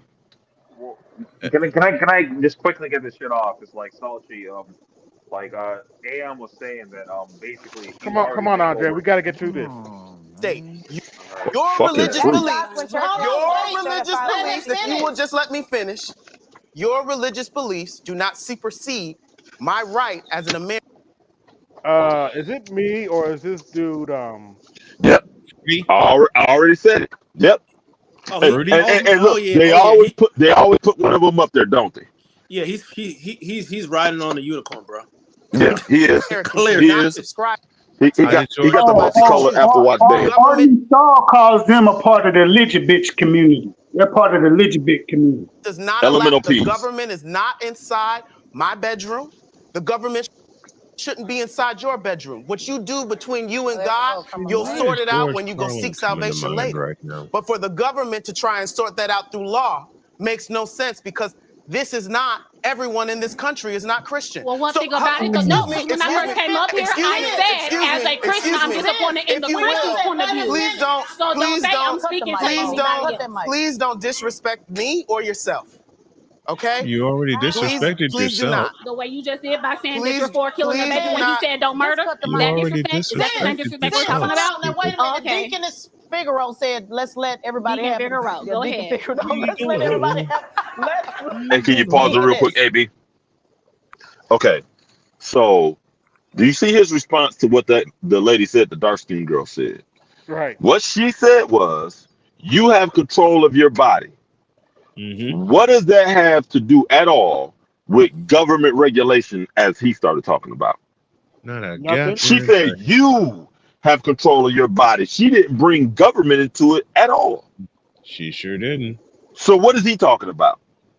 Well, he's a pedestrian. I mean, whenever I hear somebody says, "Well, I have a right to X, Y, and Z," I mean, I guess maybe call me bougie because I actually took a law class from a criminal attorney, right? Well, here's the thing. He does. They do have the right, right? Well, the definition of a right under the law, it means that it's a privilege, and privileges can be given and taken. So right. He's expressing it as if, because remember he said there's a separation and it's none of the government's business what I do, behind closed doors. But you just said I have a right. So, but by the point of you saying you have a right, you're invoking law again, which is a privilege which can be taken. So what are you talking about? Here's where I was going with it though, was that whatever he does behind closed doors, he needs to take accountability for that. Quit trying to pass that shit off to the rest of the public who have to take care of it through taxes. He said when it comes to him and his maker, he took accountability. Listen, no, he didn't say that. He didn't say that though, AB. Okay, AL. At the end, you all was cutting him off. Listen to everything. Gentlemen, let's move on. What's going on, BGS? Hey, what's going on? The thing is, the government does have a right, because you can't go chopping up bodies in your house, okay? Yep. You damn sure can. There's limits to everything. Yeah, we're going over this fuckery right now. I played. Oh yeah, gosh. Yeah. Goddamn twinkle toes. They always put them up there. They always put them up there to represent us. Fucking twinkle toes. I sent the clip to you earlier. I know, man. You want to play with it later, because I know you like doing that kind of stuff. No, man, not really. I don't like hearing. I mean, broke out exactly what I expect. Breaks out into a gynocratic argument every Pretty single much. time. Yeah. Oh, speaking of which, I covered Kamala's second interview. Yeah, I saw that, dude. The word salad. Yeah. But hey, you know what? All they wanted her to do was not fall on her face, and she didn't. So. Yeah. But if this is the way they're going to roll, and people want to elect her like that, God bless them. Yeah. At the end of the day, they still want her. If they want her that bad, you know, go ahead and take her. Now let's keep watching this. Let him finish his point, and then we got to let somebody else come up. Go ahead, because I do want to hear what you was going to say. Go ahead. Yes. What I am saying is that all of that is wonderful. Mm-hmm. You should sort that out with your church. Mm-hmm. You should not be sorting that out with government officials. Lord have mercy. Sorting what out? Because guess what? There are people who also interpret the Bible to say that it justified your enslavement. Mm-hmm. That justifies you being mistreated as a black person based on their biblical. First of all, the Bible definition of slavery has nothing to do with antebellum slavery. You weren't supposed to be in that for your entire life. I forget what the number is, BGS. You can correct me if I'm wrong. Wasn't it like 7 years or something? You weren't supposed to be. And that's what indentured servitude is based on, 7 years. Yeah. Yep. So miss me with that argument. The Bible didn't say anything about antebellum slavery, which is a totally different system. Interpretation. Mm-hmm. Do you want that codified into law? No. So if you don't want that codified into law on the other side, you should probably just take your religious beliefs and have them inside of your house of faith. I can't. So we're done. Hold on. We're moving on. I just want to make one No. I can't because they're literally having me. We got to move on. We got to move on. And you got to respect me. I don't know who you think you talking to, but I can get up here real quick because I was respecting her first. Wow. Somebody else is speaking. You have been on 10 since we've been in here. You need to take your emotions out of it because I am listening to everybody else's opinion. It's you who need to take yours off. Wow. Is this your queen, BGS? Is this your queen? Hey, anyway, the Gynocracy Central. Queen to be. Gynocracy Central. Master Teacher, what have we always said? What have we always said, Master Teacher? What's that? 4 simple words. The Gynocracy is real. Is real. Yes, it is. Yeah. Very real. And it'll straight from Atlanta too. Imagine that. Imagine no, that. BGS, no BGS correction. Straight from Hotlanta. What'd you say, BGS? Gynocracy Central, Atlanta. Atlanta. Yes, sir. I do want to touch on immigration. Y'all, it's all right, y'all. It's okay. Like this is, no, it's okay. Not. Yeah, I want to get to the next part because I think this is when the sister sitting next to her gets into it with her. It's all right. I'm with you. Like y'all get so paranoid. So no, it's all right. Sometimes furniture gets moved. Yeah, and sometimes furniture needs to get moved. Fairness, but the Bible does say you are supposed to love God out loud. So we cannot chastise her for feeling like her vote should be reflected on her faith. Moving on. Yeah, we're just moving on. And I understood you, and I wanted to make sure everybody else understood. Y'all like separation of church and state, though. Well, 501c3. We just want to move on. We just want to move on to the next. We just want to move on to the next. Churches want to get rid of Excuse me, Deaconess is talking. But the tax exemption makes them a part of the federal government. So unless they want to get rid of their tax exemption, so they don't like all that. Y'all like going on tonight. I'm just saying. The sis, brother, we want to move on to the next. Again, y'all to make sure y'all tell Revolt. I just want to be clear. We want to be able to have longer conversations, be able to have these conversations, but unfortunately we cannot just spend all night on one thing. We want to get to immigration. Why not? I want to get your comment, but we want to play a quick clip on immigration because we got to switch conversations. Take a listen. As I started off the segment, I said white supremacist culture will weaponize them. I always put the blame on white supremacist culture because they use immigration as a form to undermine us. Well, for a country that claims to be a nation of immigrants, you would think it'd be an easier process for Congress to make it where people can go from being undocumented citizens to being documented ones, right? It is a slap in the face that we as citizens of the United States of America do not have the resources and support, but you're going to bring people who are non-citizens here in our community, in our buildings that we pay taxes for, that you took away from us. Yeah. Most of the immigrants I know that came here have come from absolutely nothing and have never accepted handouts. So while you're sitting here talking all of this nonsense Yep, and they're pissed off too. About how these migrants literally are taking everything from you, understand that's not going to make your life better. Thoughts on immigration? So I was born here. Before anybody asked me for my birth certificate, I was born here, but my mother and my father are from the Caribbean. So they are immigrants in this country. They didn't take, first of all, they're Black immigrants. So the idea that Donald Trump is questioning VP Harris's race, Jamaicans are some of the Blackest people I know. So let's start with that. Lord have mercy. Okay, I got 92 watching. Like, share, subscribe, hit the cash chat, support the show, hit the super chat, support the show, BTS tax in effect. Let's go. Also, I think it's important that when we're talking about immigration, there's several things that's wrong with immigration in this country. One, the Republican Party, because they have no ideas, they like to pit people against one another. And so they use... I'm sorry, BGS. I can't let the Democrats get away with this anymore. Who the fuck y'all talking to when you're talking about keep it dividing people? You need to look in the fucking mirror, you pricks. What in the all types of, you know what? I do better playing it than saying the dude that was talking, like I could hear the essence in all through his voice. Who? Yeah, pretty much. I'm getting an echo. I'm getting an echo. Who's that? I don't know who it is. AB, this is for you. What in the all types of blue hell? Okay. There we go. Well, go ahead. Yeah. Okay. People coming here from other countries that they have intentionally destabilized, right? Why are these people coming to America?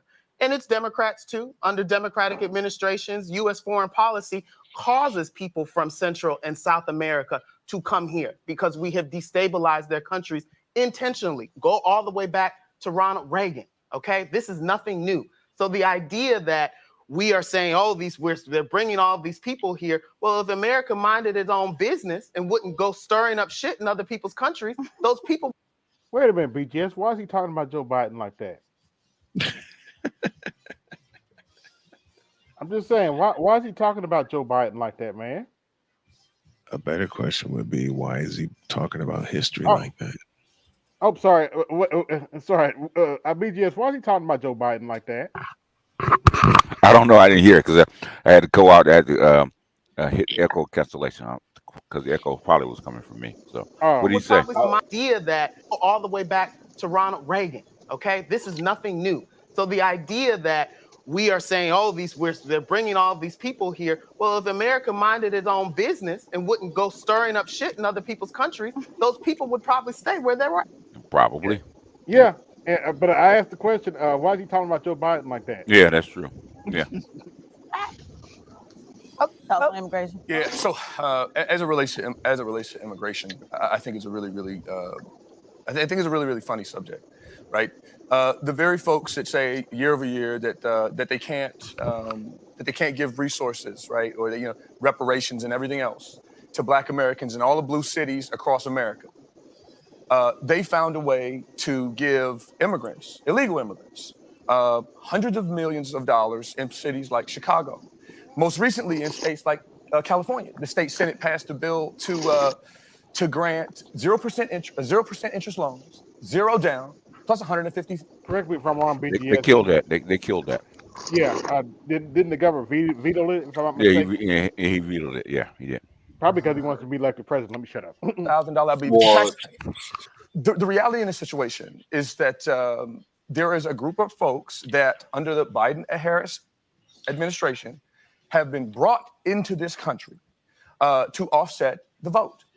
And that is a legitimate issue for Black Americans today, and we need to deal with it. And oh, by the way, in the process of that, we've got undocumented terrorists that have come into this country that have put our nation at risk. And I have a legitimate issue with that. Biggest people on the terrorist watch list are white supremacists. Well, I want to piggyback every terrorist agency in the United States says that the biggest threat to America is white supremacists, actually.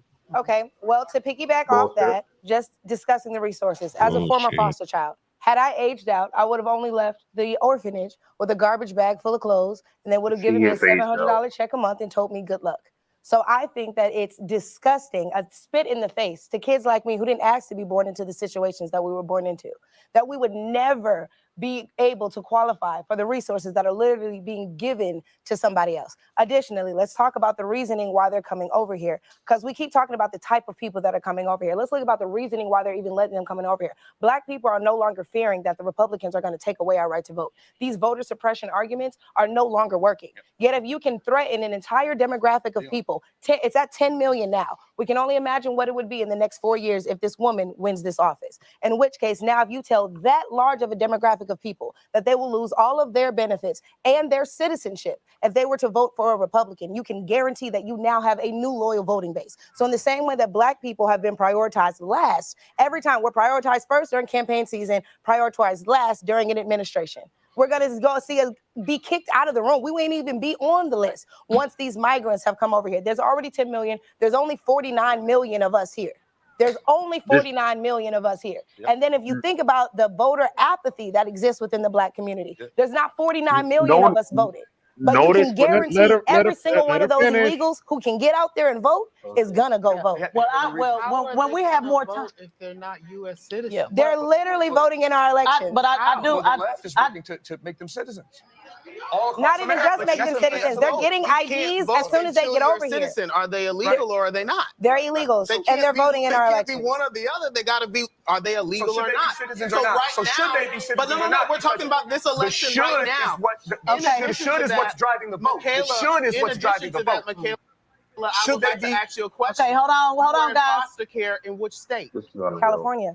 The same California that is giving $150,000 can I ask you to this? illegal migrants. But if my sister, who just aged out of foster care 2 years ago, she wasn't. Hold on, wait a minute. I agree with giving black Americans the money first, but I do want to ask you this because again, this is where this Republican talking point always gets me confused. You were aged out at what age? No, I didn't age out. I was adopted. Okay. I'm talking about the people who don't. Okay, but when you said wasn't born, didn't ask to be born in the situation they were. Yeah, like my mom was on crack and my dad was in and out of prison. Right. That's not a situation I should have to pay for yet for whatever reason. That's right, but the government didn't feel bad enough for me to give me or my family those resources. Ma'am, I just want to know, when I hear the Republican talking point, I just want to know when they say, pull yourself up by the bootstraps. I did when that. They say, let me finish. I'm talking about to people who were born, because we talked about this before, people that were born with incarcerated parents, people that are born in destitute situations, because your brother would always say, you have an opportunity to get, I'm not talking about you. I'm just saying, what do you say to the Republican that says that despite the situation you were born in, because none of that is systematic, none of it matters, I'm giving the opposing side, none of it matters, pull yourself up by the bootstrap, you're not a victim, don't be a victim, don't cry. What is your answer to a lot of conservatives that say, regardless of the situation you were born in, that you didn't ask to be born in, I'm not talking about immigration, I'm talking about Black Americans. Yeah. What is your answer to that? Because Republicans say all the time to stop being a victim and to pull yourself up. I genuinely believe that once you stop believing that everything is set up against you and that you can't win, but just a minute ago you said it was set up against you because they didn't ask to be born in the situation. They were asked to be born into this situation, yet for whatever reason they're not offered the same resources that somebody else who also. The conservatives say pull yourself up by the bootstrap. They say don't worry about Why resources. don't you let her finish? Conservatives say don't worry about resources. They say don't worry about it, regardless if the parent was born on crack. Being empowered, ma'am. Again, we're talking about context. We're talking about context. Okay. Conservatives say all the time. Pull yourself up by the bootstraps, including this correct? brother. Correct. Pull yourself. Okay. So I'm saying regardless if the of whose Democrats daddy are was willing on to crack, help these people pull themselves up by the bootstraps, I didn't ask you that. They should be willing to help others. That's right, but I didn't ask bootstraps. you that. Now this isn't a Republican talking point because Republicans wouldn't give it to anybody. Right, I know. Okay, so there's that. I came up, I didn't have to get any of that, and yet I walked into a 6-figure job. I dropped out of college and did the same thing, raising my dollar by myself. I don't believe that telling yourself things aren't going to work out for me, or oh my God, I have messed up. I'm just, once you believe that is your life. I'm not talking about belief. You tell yourself, I'm gonna win. I'm gonna win. We got that, but I'm just saying people that born. I just want to see your opinion on people that born into. I went to the illustrious Clark. I wouldn't even let her answer the damn question. I mean, good Lord. Okay. Atlanta University, and they told me to find a way or make one. So anybody born in any situation will do just that. Then there's no point in talking about that destitute situation. It is. Let's move on. Because right now people are being allocated resources. Let's let we it have move. people who No, need but those the resources. conservatives say We're you don't talking need the about the fact that we're not prioritizing American citizens. No, but that we're wasn't what talking I about asked we're you. not prioritizing you American heard me say at the beginning of what I said that I believe it should go to American citizens first. I said that, ma'am. Okay, I just so asked you I'm what pointing was out your the fact that when we're talking about immigration, we understand that But that wasn't what Republicans I would asked not you. give out these resources. That's all I wanted you My to say. point is Democrats are only That's all proposing I that asked these you. resources go to a Sis. certain group, and black people need to pay Ma'am. attention to the fact that y'all won't get those resources. Ma'am. That's the point. Y'all go ahead. Y'all move on. Ma'am. I'm right. Move We on. said that it's not about right or wrong. It is right. No, it's not. It is I just right. want to know. Black I people want won't to get know. those resources, and therefore you should not vote for a Democrat who would Ma'am. allow foster children, Ma'am. veterans who lost limbs fighting for this country, Ma'am. veterans like you and this man Right, here, right. not get those We agree. resources. All We right, agree. all Girl, right. relax. So if Democrats are agree. giving them Girl, out, you don't let them relax. then why Can he- haven't can he Democrats speak? given them I'm to not black talking people? about no I know she ain't talking. Democrats. I asked Why you, haven't they given them to black is people? something wrong with her? No, there's something wrong with her. Y'all see how she's trying to switch it to make it seem like something's wrong with me when all I'm trying to do is point out the fact that black people are not being prioritized in the administration. Therefore, when you ask about what Republicans are doing for us, what are Democrats doing for y'all? Besides putting you last. Nobody asked you that. Thank you. Nobody asked you that. What I'm asking you now is to let young Y'all, please go ahead and share your thoughts. I'm asking to share your thoughts. I didn't ask you any of that. Girl, relax. I had to put it in there because I saw where you were trying to pigeonhole it, and I wasn't going to ask you a simple question. You the one that was at Chick-fil-A, wasn't you? No, yeah, it was me. Okay, yeah, I thought so. What does that make? Does that prove a point of some sort? No, I just want to know. Seems It's a like I simple found question. an Why y'all can't opportunity answer and I simple took it, questions? right? What's wrong with it? All right. Let us finish. Girl, No, relax. but people try to associate Chick-fil-A and No, I asked because I wanted to make sure there was one because you was in there. And they think we want one of them as president. And so was I. I'm also the girl who mobilizes Then run HBCU the students seats. every year. I'm Then also run the the one who seats. provides Girl, internships if you and don't jobs do to these kids. So that, stop I'm acting relax. like Can we please Wow, it's on TV too, huh? And they think we want one of them as president. Why the fuck would we vote for that? Wow. That's ridiculous. You can't even handle a small YouTube channel. You think we want you as leader, currently leader of the free world? Get the fuck out of it. Are you serious?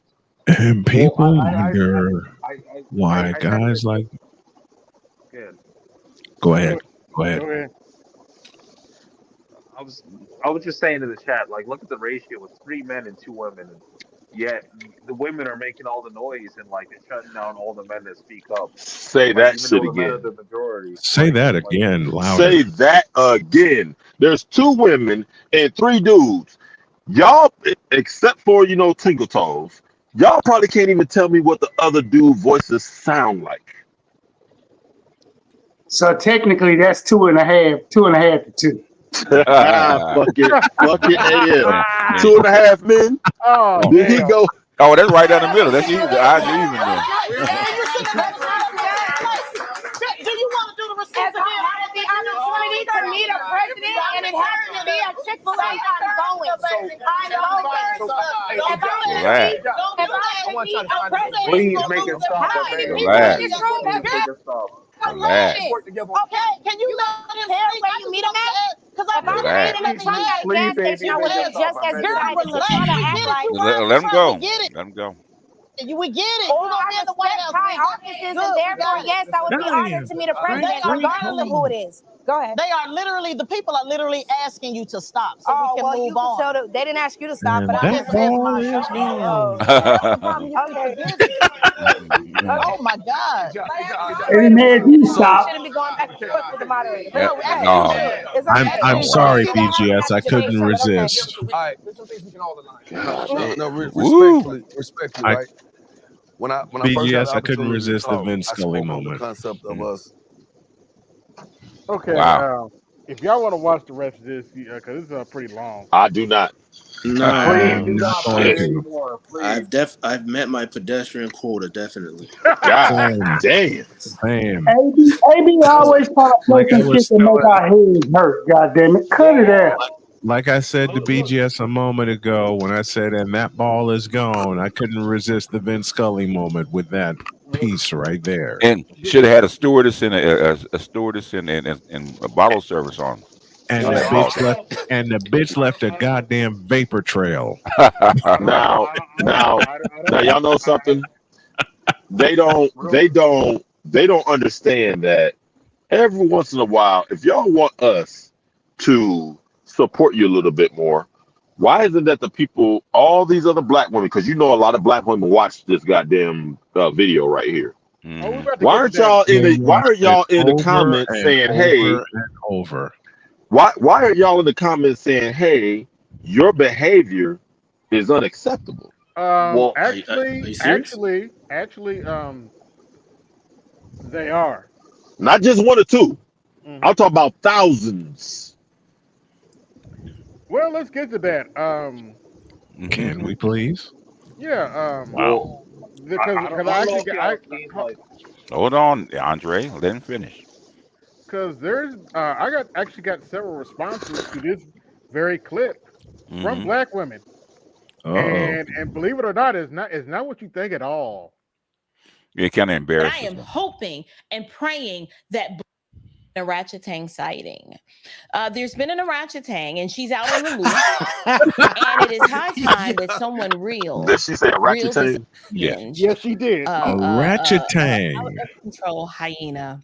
Hyena. Sit it down and bring her down a peg or two. Oh yeah, I had to play And when this I one. speak and use this kind of language, it's not that I am trying to pick a personal fight with this individual, but the issue is that the Black community, by and large, in general, we're not a monolith, right? I wouldn't even consider myself adjacent to the culture.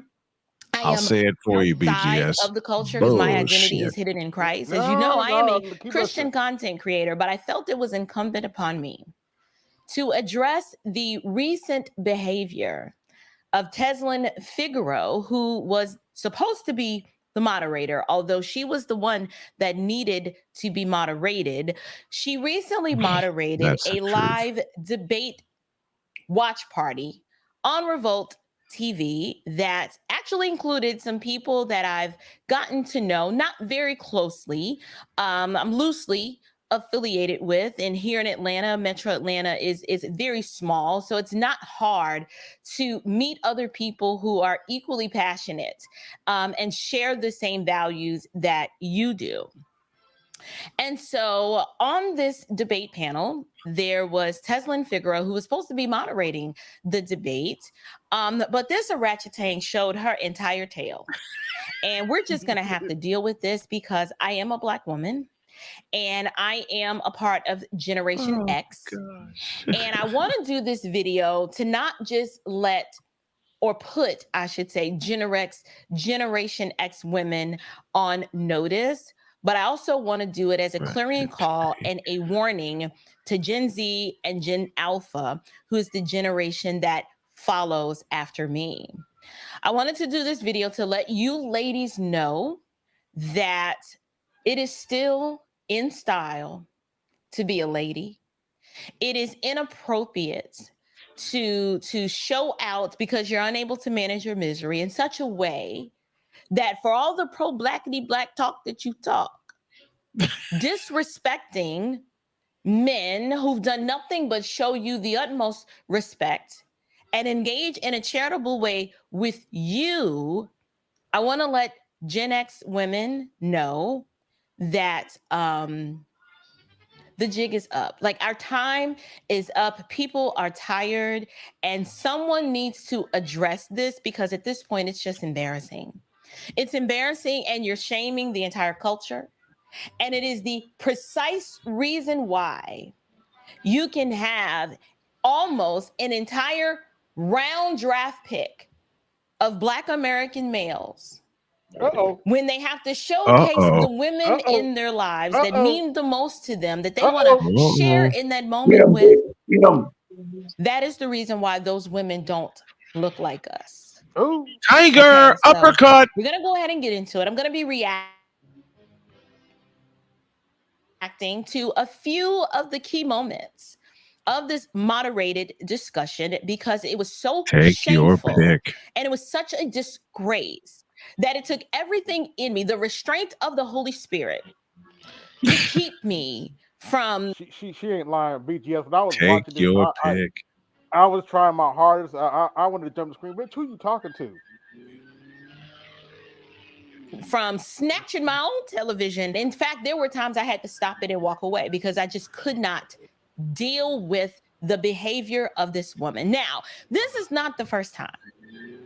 This is not the first time that I've actually done a video covering the shameful, embarrassing, destructive, and toxic behavior of Teslin Figueroa. If you will remember, she attempted to have this type of showdown, if you will, with then Republican candidates for president, Vivek Ramaswamy. She was on the Breakfast Club.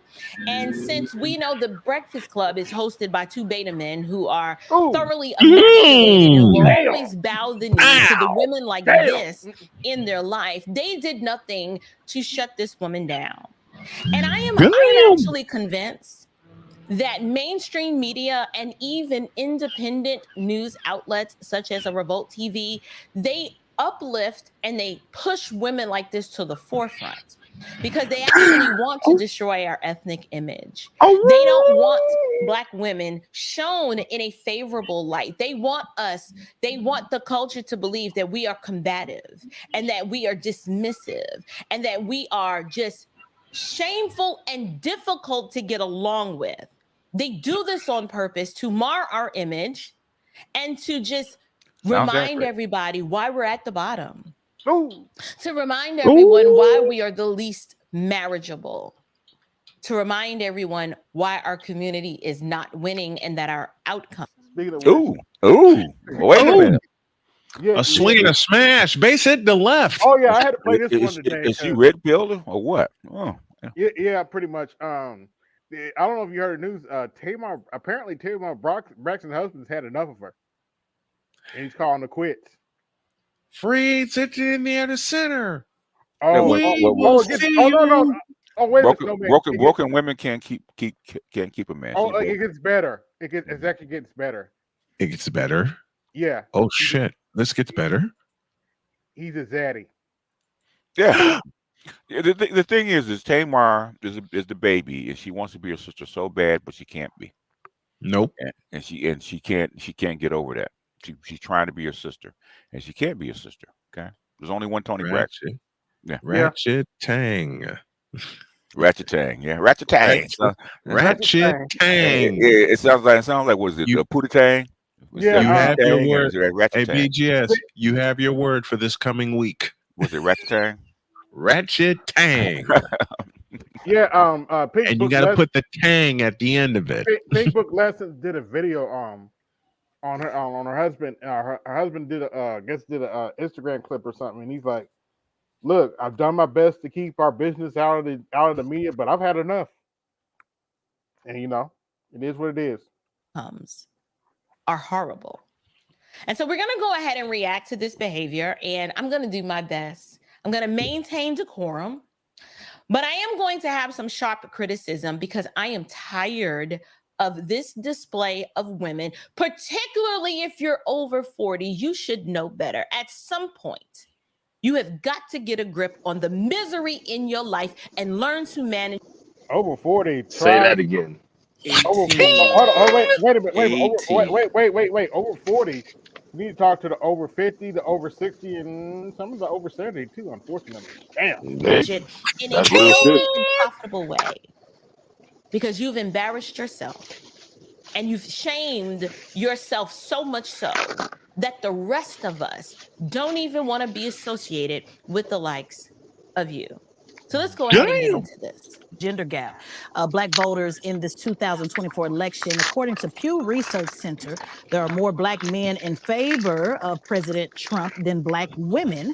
There are more Black women in favor of Vice President Harris than Black men. So we're going to get into it. Let's take Black men for not wanting to vote for Kamala Harris. And I've said it before, and I will say it again. They think they own us. The women that are telling Black men that they have to vote for Kamala Harris, it is going to remind Black men of every bitter baby mama. I don't think Kamala should be in the position as Biden. I think he needs to find someone else. They offered me $10K for an interview with Kamala Harris. I don't want your money. Oh shit. She ain't even say like black community, but it's not really like from their life. You know what I'm saying? What's the disconnect with black men? It's easy, man. This is really, really easy. Black men are working through the world logically. At the end of the day, they associate the Democrat Party today. Today's masculine, heterosexual black male, make a long story short, associates the Democrat Party with having separated them from their families over the course of the last 60 years. And that's a very sensitive topic to discuss, but an uncomfortable truth that we need to deal with. At the end of the day, for the first time, black males have an opportunity to vote against a prosecutor. I believe the young lady was prosecuted, right? They have the people who have really been harmed the most have an opportunity to sort of cast a vote in a different way, and they're standing on that. And that's again, I get the privilege of being in the community, and that's a recurring message that I hear. Okay, so we're going to start things off a little slow. The first thing I want to do is I want to give a shout out. I want to give a shout out to the brother Azad right there, who just gave a masterful answer. Very nice and succinct. I had the pleasure of actually meeting brother Azad this past Tuesday at a strategy session that we were all kind of a part of, just trying to figure out how we can awaken more people within the Black community. I also want to shout out to his fiance. He is engaged. Is going to go, and we're going to go ahead and get there, but I just wanted to send some words of encouragement to her. Doing the work in the community, demonstrating, leading by example, that we are worth saving and we are worth protecting and we are worth fighting for. However, what they will not do is put themselves in the crosshairs to protect, provide, save, rescue, or do any of that sort. For women who continue to disparage and display the shameful behavior that you are going to witness from Teslin Figaro. So let's go ahead and get into it. The first thing I want to do is let's deal with the question, right? She wanted to have a discussion about the gender gap, and it starts off okay, and she shows some footage of some gentlemen explaining why they would never vote for a Kamala Harris. And part of the reason why men are at this juncture in their lives where they are seeing the writing on the wall, they are uninterested in voting for or supporting women like Kamala Harris. And more importantly, it comes from the same sentiment and energy that comes from Kamala. It comes from Teslin Figaro. They are unwilling to subject themselves to be villainized because they have independent thoughts and opinions. For too long within the Black community, Black men have felt like they don't have a voice because, particularly, I would say, baby boomers started it, but it is at the height within the Generation X, the generation that I am a part of. Men are tired of being villainized for wanting. Nope, sweetheart. I think she means well, but it started before the baby boomers, unfortunately. To step up and think logically, and they are done living in your shadows. They are reclaiming their power. They are owning their masculinity. And it's time that we shut this mess down. Men like Vince Everett Ellison, men like my husband, women like Teslin are invisible to them. Oh, they see That's what you, I've been saying and they for hear years. you before they see you, but you're invisible to them. This is why the vast majority of Black women today are unmarriageable. This is why you're being left on the table. And now you got us out here looking like the Asians with the leftover women, because nobody is going to sign up and deal with this. It's insufferable. It is a poor example of womanhood. Wait a minute. Did Mr. Z take her over? I'm just saying. Did Mr. Z possess this woman for like 5 or 6 seconds? On display, like teaching younger girls the toxic behavior that has all their old aunties single, childless, bankrupt, in debt, and alone out here in the world trying to figure it out. And then you have women like me who are trying to combat this narrative, to let Black men know that we love you and we support you and we are willing to get on your program and to follow you wherever you will go, because we see that you are trying to lead us in the right direction. But then you have the segment of women like Teslin, who, because of her mouth and her personal misery, cannot conduct herself in an intelligent and charitable way to where she had to ruin an entire show. And Revolt TV actually paid her money to show her whole entire tale. But let's go ahead and get into this. But I just want to put it out. Black women, we feel away. I'm just gonna keep it real. Black women gonna keep it real. We feel away when we see like if Obama had a white wife, we would feel away. Raise the hand. When we feel just like a little bit of a way, we're gonna be honest about it. Let's be real about it. What sister's gonna be real about it? I'll be real about it. I'll be real about it. They don't want to tell y'all. They would feel away. So I just want to know. So we're looking at all. Oh, at least they're honest. Of the Black congressmen with their white wives, but I want to just keep it all the way a buck. I just want to keep, and all Republicans, by the way, I just want to keep it all just a buck. I mean, I just want to say that is because I talk to Black men all the time. You know, we went to Chicago to barbershops. I engage a lot with Black men, and I just want to, since we're here with all Black folks, let's just be honest. There's some men. If Denzel Washington had a white one, we feel away. Not so much if somebody, you know. So I just want to be honest about it. Is that a part of it? Is it because I've heard Black men say it. I've seen Black men say it. If she has that white husband, I got a problem with that because who? Okay, let's do a poll right now in the chat. Do y'all give a shit about Kamala Harris having a white husband? No. Press one. No. Press one if you do. Press two. Press two if you don't. No one cares. To the no, no, no. Hell to the no. No, hell no. To the no. She sleeps with, like Dr. Umar Johnson has said, and many others said, makes a difference in how they feel in her support for Black men. Are we gonna be honest about it, or are we gonna play about it? True statement. It's a true statement. Now, I want to chime in because I'm not going to deny that there may not be some validity to that statement, but overwhelmingly, Black men are way more forgiving than Black women are when they see a woman. If they're Black and they see a Black woman and she's with a white man, they're way more forgiving of her for her choices than Black women are for men for their choices. But here's the broader discussion that I'd like to broach. There is a reason why she showed a picture of all of these Black politicians, Black male politicians who are with white women. And it's not a secret. Gee, I wonder. At the end of the day, somebody just needs to say it. Nobody wants to deal with the likes of a Teslin. And Teslin is the poster child for a ratchetang, miserable Gen X Black woman. Okay, she's the matriarchal squalor that I'm always talking about on this channel. Wait a minute. She shouldn't talk about Vivica Fox like that. Oh, let me shut up. And Black men are tired. Like, no, you're not going to wear them down with your attitude and your disposition that's just quite unpleasant, right? No one wants to be around. It's like living with a cyclone. Everywhere they go, there is just chaos and calamity, and they don't want to deal with that. And this is not, actually, no, it is. This type of behavior needs to be shamed, and it should not be celebrated. And we should not try to obfuscate the truth about this type of behavior and say, oh, that Black men just can't handle a strong Black woman. You're right. They can't handle it. They won't handle it, nor should they have to.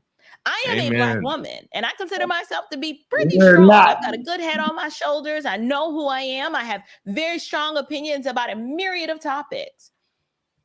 But I'm a pleasant and a joy to live with, if I must say so myself. I have learned the art of quiet.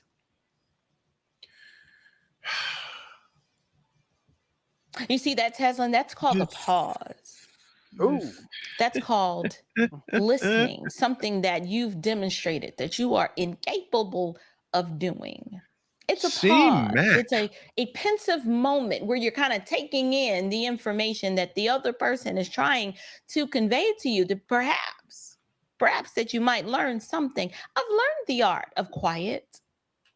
I've released the need to always have to assert my opinions and be the loudest person in the room. You can be assertive and yet give deference to the person that you're engaging in a conversation with, because it's just, I don't know, polite. All right, I'm gonna cut off her video right there. If y'all wanna if y'all wanna check her channel out, she's called the Stand of Truth podcast. I'll just put it in the chat. But yeah, black women, even black women, are getting tired of the bullshit. Of the bullshit. In other words, exercise your rights, and not just your rights to fuck other people over. Your rights to keep yourself in check. Yeah. Accountability is poison for these bitches. But they're constantly screaming about their independence. They're constantly screaming about their independence and their autonomy and how they're doing better in jobs and in school, and black men can't keep up. If you have all of that, why are you talking to us about you not having men? All the men should be chasing you. If you have a man, why don't you have your pick up the litter? Thank you. Hey, BGS. Because they got kicked out of the litter. That's why. Yes, sir. You said it was the end game. Oh dear. Yeah. oh no, it's bad. You know, I say this all the time, BGS. What? Of all the things I wish Trump was lying about, the one thing I wish Trump was lying about was with that line where he said we're on the verge of World War III. I wish he was lying about that. No, it was. You know, he's been told that by the can't be found. No, all your realists are your, you know, basically. All your I wish he was lying about that. All your military guys say the same thing, so it's not new. It's not new, and. But basically, we have certain things pointed at Russia right now, and it's getting heated. I'll leave it there, but go ahead. Oh, we know what it is. But the thing is that they backed off of that. That stuff has been there. They could have done it a long time ago, and they backed off. But really, what they're afraid of is with that particular thing is that, okay, Russia said, okay, if you let them do it, then we're gonna give all our allies the weapons to shoot at you too. You know, like the Houthis and a few other people. Yeah, absolutely. That's what they're afraid of. Yeah. I mean, like sending out S-400s to Lebanon. Yeah. Well, you know, because so many people are pedestrians, this is the reason why they don't understand what's going on. I mean, it makes sense what Putin says. Okay, so if America makes this decision, then what you're telling me that NATO is in agreement. Yes. And I will do X, Y, and Z. Yes. This is not. You don't need to be a genius. Yeah. No. Since you want to give weapons to shoot at us, well, you know, we're just gonna give our allies weapons to shoot at you. Yes. Okay? And here's the thing: they have the ability to do it. We have weapons to give other people to shoot at you. It's not just this isn't the old where everybody else outside the U.S. is downtrodden and don't have technology. That's assuming they don't already have them. They just haven't used them. Yeah. Oh no, I think they already have them. Yeah. Absolutely. They have them to give. What I'm saying is they have them to give to people. No, I'm saying to shoot at us. I said the people that they have to give already have some of those things. They just haven't shot at them. Wouldn't that be the most convenient though? No, what the thing is, it will give you them an excuse to use them. Okay, exactly. There you go. So your carriers will become targets. Okay, and the U.S. knows that. Okay, your carriers are not good at repelling hypersonics, to my knowledge. So, no, very few places are. Hypersonics are a whole nother monster.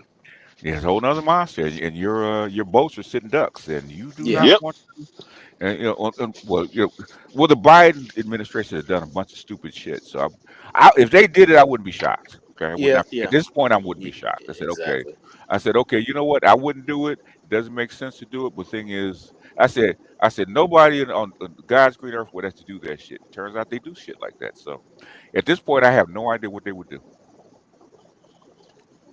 You know, you wonder what's the grand plan as to why they make the moves they make. What's worth the gamble? I mean, maintaining power? I get it. You want to maintain power, but are you even maintaining power though? Your actions are causing you to lose power. Well, the thing is, you gamble. It's like a degenerate gambler, right? Yeah, that's true. You make that big gamble and you lost, and you've been trying to try to get your money back ever since.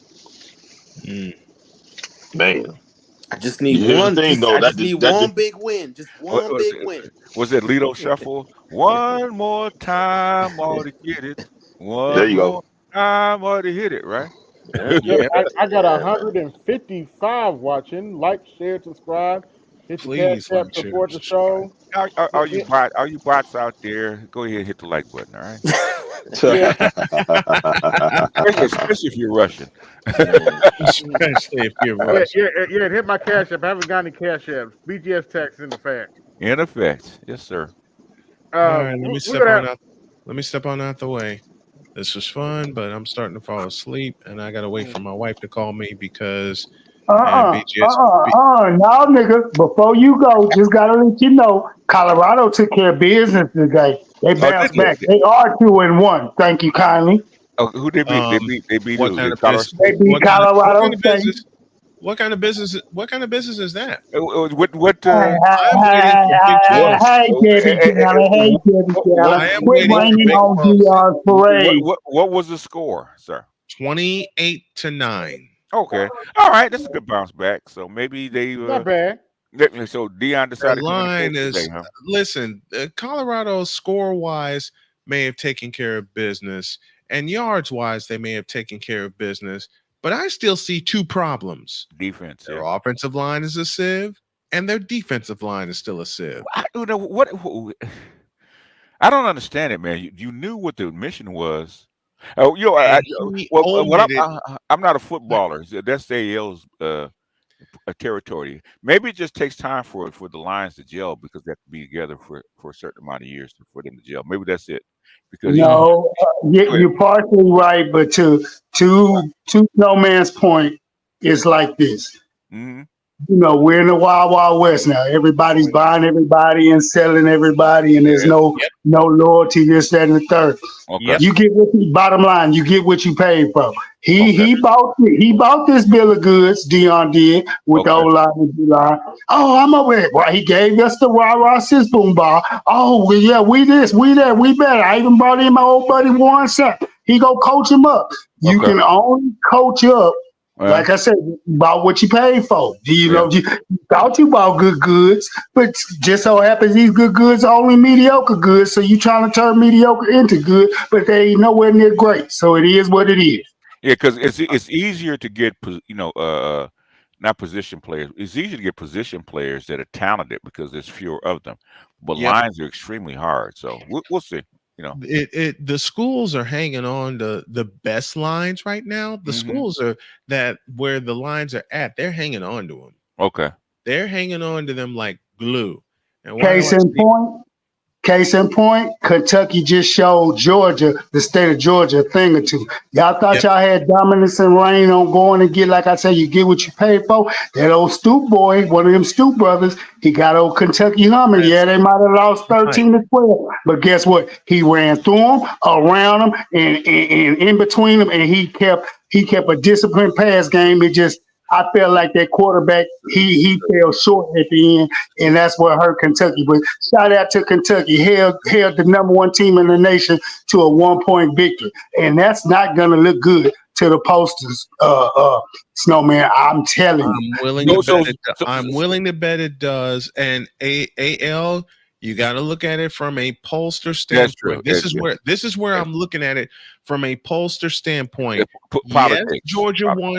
Yes, Georgia won by a point, 13-12. In conference, they were outgained.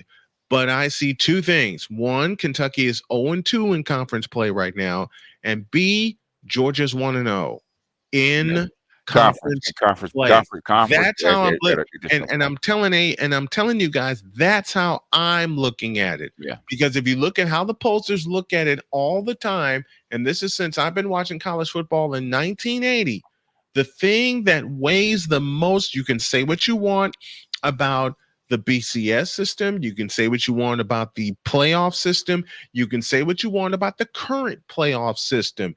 Did you beat a conference opponent, whether by 111 or 111? If the answer is yes, then you keep your spot. If the answer is no, then you drop. Drop. Well, the last two questions for you, Snowman, real quick, right? I'm listening. Okay. Over under for wins for Colorado for the 5. No, for the Colorado to actually be happy with Deion. Well, we have to win. That'll fluctuate. So depending how much you bring in, because it's about the money for them, right? They want money for a lifetime, and they want more. They want more money. They want more students. Okay. And they want more publicity for a lifetime. If it was all about winning, they would refer to the late great Bill McCartney. That's true. Because Bill McCartney won games. Okay. In fact, the last, and I hate saying this, but I'm looking at it from a realistic prism. If you all want to look at the last great win that Colorado had, I want you to go back to November 27th, 1989, when they beat Nebraska. Yeah, that's probably even their right. bowl wins in 1990. McCarthy wasn't winning jack shit. It took him to do swallow his pride and go to 2 states and recruit to get what he needed. Because he didn't have the Negro. He had to go to Houston. He had to go to California to LA. But he got the job. But the thing is, AL, the bottom line is he got the job done. I'm looking at it way outside my scope. Okay. I'm looking at this way outside my scope. So what's the minimum amount who has to win? What's the minimum? Once again, 5. That's going to fluctuate. Now it's got to be a minimum. What did he win last year? 4. He's got his. So he's going to have to win. He's going to have to win 5. 5. I say 6, but yeah. He's going to have to win 5. 6 is the barrier that the bettors are looking at. Okay. 6 is the barrier the bettors are looking at, because if he wins 6 this year, then not only does the University of Colorado win a shitload of money, but the state of Colorado itself wins a shitload of money. So tomorrow, go look at the Nielsen ratings and see what they scored, because that's going to tell a lot of the story. And it's going to tell the story for the rest of the year. Probably. When it fell down for Colorado, the game that made it fall down last year for Colorado was Oregon. Yeah. When they got ran over and exposed. Yeah. See, I'm looking at, and I'll tell the guys this again. This is how I do my show. This is how I look at it. I look clear outside the box. If you look at it from a pollster's point of view, and half of them are owned by the SEC anyway. Yeah. And yes, I said the correct word, owned. They're owned by the SEC. That's how they set up this playoff. Did you win a conference game the night before? If the answer is yes, you ain't moving. Especially Georgia, since they are the number 1 team right now. It's going to come down to Georgia and Texas, whether it be in Atlanta or whether it be twice, once in Atlanta and the second time, I believe, in Houston. I may have gotten that wrong, but it's going to come down to those 2 matchups. Okay. And those 2 matchups will be on neutral fields. Okay. The first one is Atlanta. And the last question I'm going to ask you real quick, you probably laugh at this one. When is Kelsey Mitchell going to play defense? Never.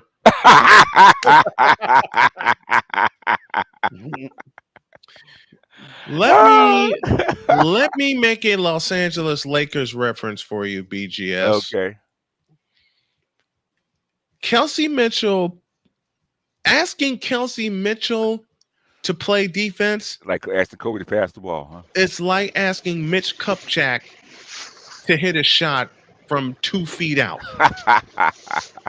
Does that answer your question, that sir? answers my question. Matter of fact, let me put it another way, considering what I learned about the NFL Hall of Fame. Asking Kelsey Mitchell to play defense is like asking the Los Angeles Rams to take every shot Roger Craig can deliver them and still move. Yeah. Yeah. Does that answer your question? Answer my question. All right. Because you're asking a miracle. Okay. Well, All right. Well, kiss my sister-in-law for me. I will tell her you. No, wait. Hey, answer the same question. When is Kelsey? She already answered it. Okay. How did she answer it? You ask. The last Fever game I did, because I did not cover the one on Friday because I was exhausted. Okay. The last Fever game I covered, which was Wednesday, she came into this booth. Looked at Kelsey Mitchell on 2 defensive sequences. And when I was on a break and I had everything muted, she pushed a button for me. And the button she pushed was this. How do you fuck that up? How do you fuck that up? So Kelsey Mitchell is doing a Joe Biden defense, huh? Looking for applesauce. Worse. What's this pink book lessons you got in front of me, AB? Oh, because I might stick around for it. If I stick around for it, I'll be on mute. We're off of politics now. This is just some straight up. BFF. This is straight up fuckery. Yep. I'll hang around for a few minutes. What we got? Hold on, wait a minute.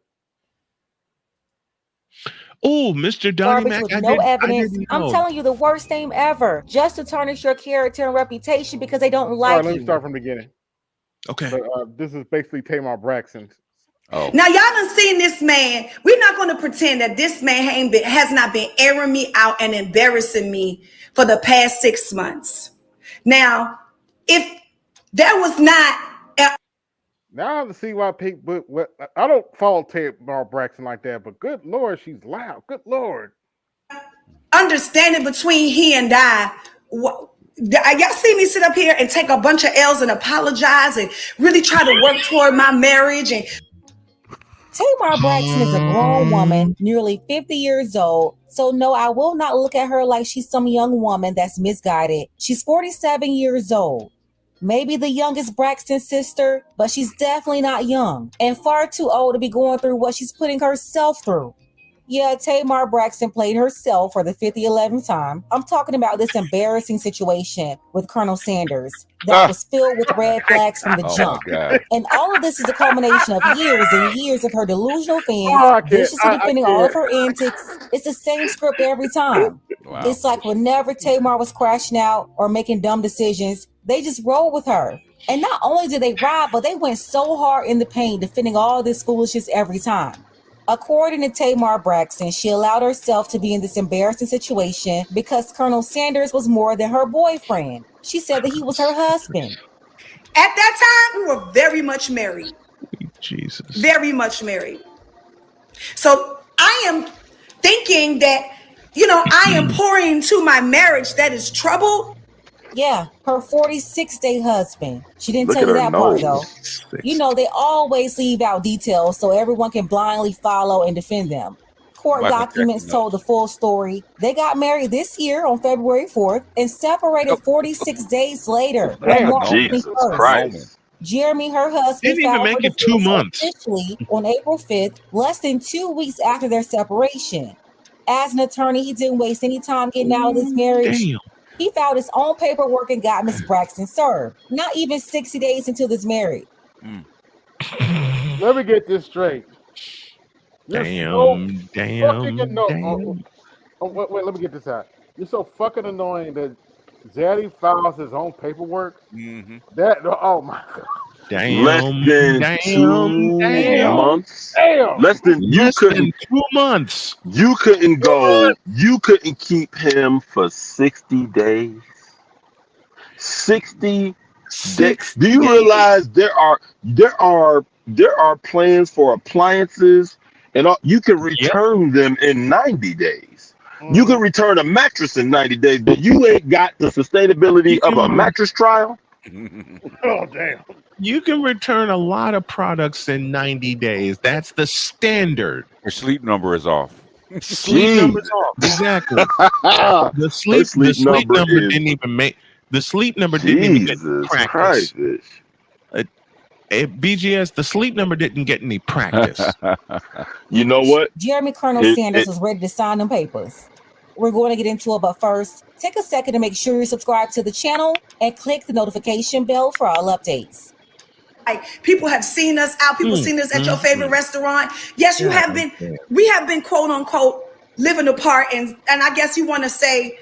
I wonder why. Living apart. Date other people and see what's out there. But you clearly told me you wasn't with nobody. You clearly told me that you are emotionally unavailable, and you just hitting whop and won't. Oh boy. At what point is it their fault? We're older than this silly problematic union. Tamar Braxton met this guy on a reality TV show, Queen's Court, where she was looking for love with 2000s R&B singer Nivea and another problematic woman, Evelyn Lozada. I don't know who's worse at this point, Evelyn or Tamar. Tamar, she's had at least 4 engagements, 3 of those turned into marriages, but both of them are walking red flags. So I'm never surprised when they meet their match. But the Colonel proposed to Tamar on the show in March 2023. They broke up 7 months later. That's the time she went on the radio talking crazy about men and relationships, aiming her energy mostly at black men. Of course. I'm not doing that. I think that. What's that you say, PGS? What's that? I've done all my life. It's all Jermaine's fault. It's always Jermaine's fault. I'm done. I'm done with life. Oh my I'm God. done. I'm done with life. Even when they bury daddy, it's still our damn fault. You murder your children, and it's still not your fault. It's still not your fault. It's still Jermaine's fault. Yeah. I mean, damn. What about us? Right? You can't. You don't. So you can murder your children. You can murder your children. That's not your fault. You cannot put all your effort into playing fucking basketball in the pros, and that's not your fault. Bronny, you have children by random motherfuckers, and that's not your fault. No. Figure this out. And I don't think you consider me much. Who comes up with this? I What don't makes know it who tasteless? came up with. Let's go half. We Oh, ain't no, doing that. We ain't doing that. We ain't talking about I'm that. not doing that. I'm talking about. It's corny. It's corny. You had that happen to you? What? Whoa. Atlanta is a very So I got a rule though, different Tamar. Jesus. I got a Y'all got rule. robots. When you Y'all talk, have minutes robots. When Well, she was the one yeah. dumped by a white man in Atlanta, who happened to be the biggest pookie she had never been with until she met him. Wow. He's got like 5 or 6 kids from multiple women.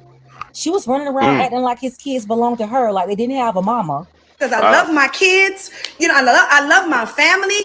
She didn't even know this man or his children long enough to be trying to step in and play that role. Of course, this caused a lot of drama that Tamar is used to being in the center of. She was being super toxic. She claimed that he didn't make more money than her either. No, I've dated men who made less than I. JR. It's like all these standards she once had no longer existed for this one guy, yet she was on the radio talking about how black men could meet her standards. It's crazy, by the way. I broke that video down then. You got a law degree pookie who she was just tricking on with 5 kids from multiple women. Once again, her delusional fans propping up this relationship as if Tamar Braxton finally found the best. How was he the best? I don't know. You tell me, because they did the same thing when she was with the man before, who was from Africa. When she first got with David Adefeso, the same delusional fans were saying that she got the best man because he came from a different culture. Then all of a sudden, when they broke up, they did a complete 180 and blamed him for everything. When it was Tamar who was super out of control, but all of these fans defended her through that whole situation. It's pretty clear that Tamar Braxton, she's got some serious issues that no man will ever be able to fix. She's in need of serious mental help. And quiet as it's kept, Vince was the best choice for Tamar. But Tamar's spoiled, childish behavior will make it difficult for any guy to deal with. So Tamar and the Colonel broke up in October 23, just months after their engagement on that reality dating show they met on. Then a month later in November, the Colonel was spotted out with Tommy Lee. Tommy Lee from the reality show Love and Hip Hop, Tamar's enemy, by the way. And I still can't get over this. Out of all people, he chose to lay up with Tamar's enemy. The only person that could have been worse than Tommy would probably be K. Michelle. But Tommy and this guy hooked up. Everybody knew about it. They didn't hide it. They went to a very public Atlanta Hawks game. And just in case the cameras didn't catch them, Tommy made sure she posted it herself. Tamar got jealous and wanted this man back. So stupid. He was laid up pillow talking to her enemy about her, telling all her business, saying that her tour that she was bragging about on the radio a month before, it was all cap and it wasn't going as well as she was hyping it up on the radio. He said way too much to this woman and shared too many bodily fluids with Tamar's enemy to ever talk about reconciliation. And I know y'all mind. If y'all thought I was gonna let my man go because he took some backhand to a basketball game, and from there, he was thirsty. He wanted to fly me out. What's wrong with me going to a game? What is wrong with the situation is that is your man, as you call it. I need a drink. I don't even drink, but I need a fucking drink. So do I. This is Excuse me 1 minute, please. I need a drink, and I thank the Lord I have one available. Boy, when you are bottom shelf Brad, you are sky's the limit when you're bottom shelf Brad. She was bragging about it. She was happy. She had the whole attitude, like, look what I got. And he wasn't shit. And I still haven't seen where she's talking about how he wasn't shit. Hey, hey, Lewis, if you don't mind, what's going on, Lewis?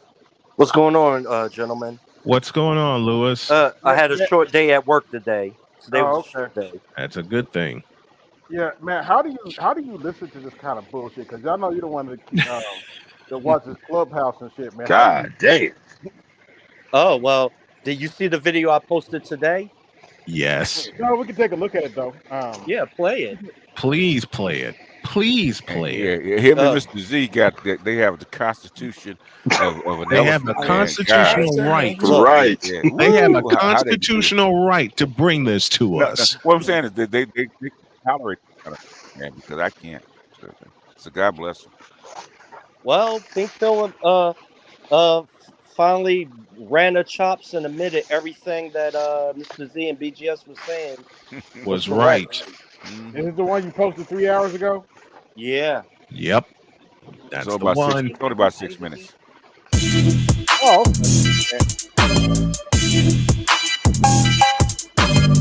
Love House.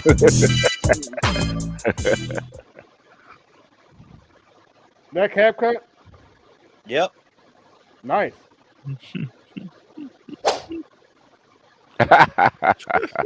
You're right. So, ladies, this whole I can do bad by myself, I don't need a nigga.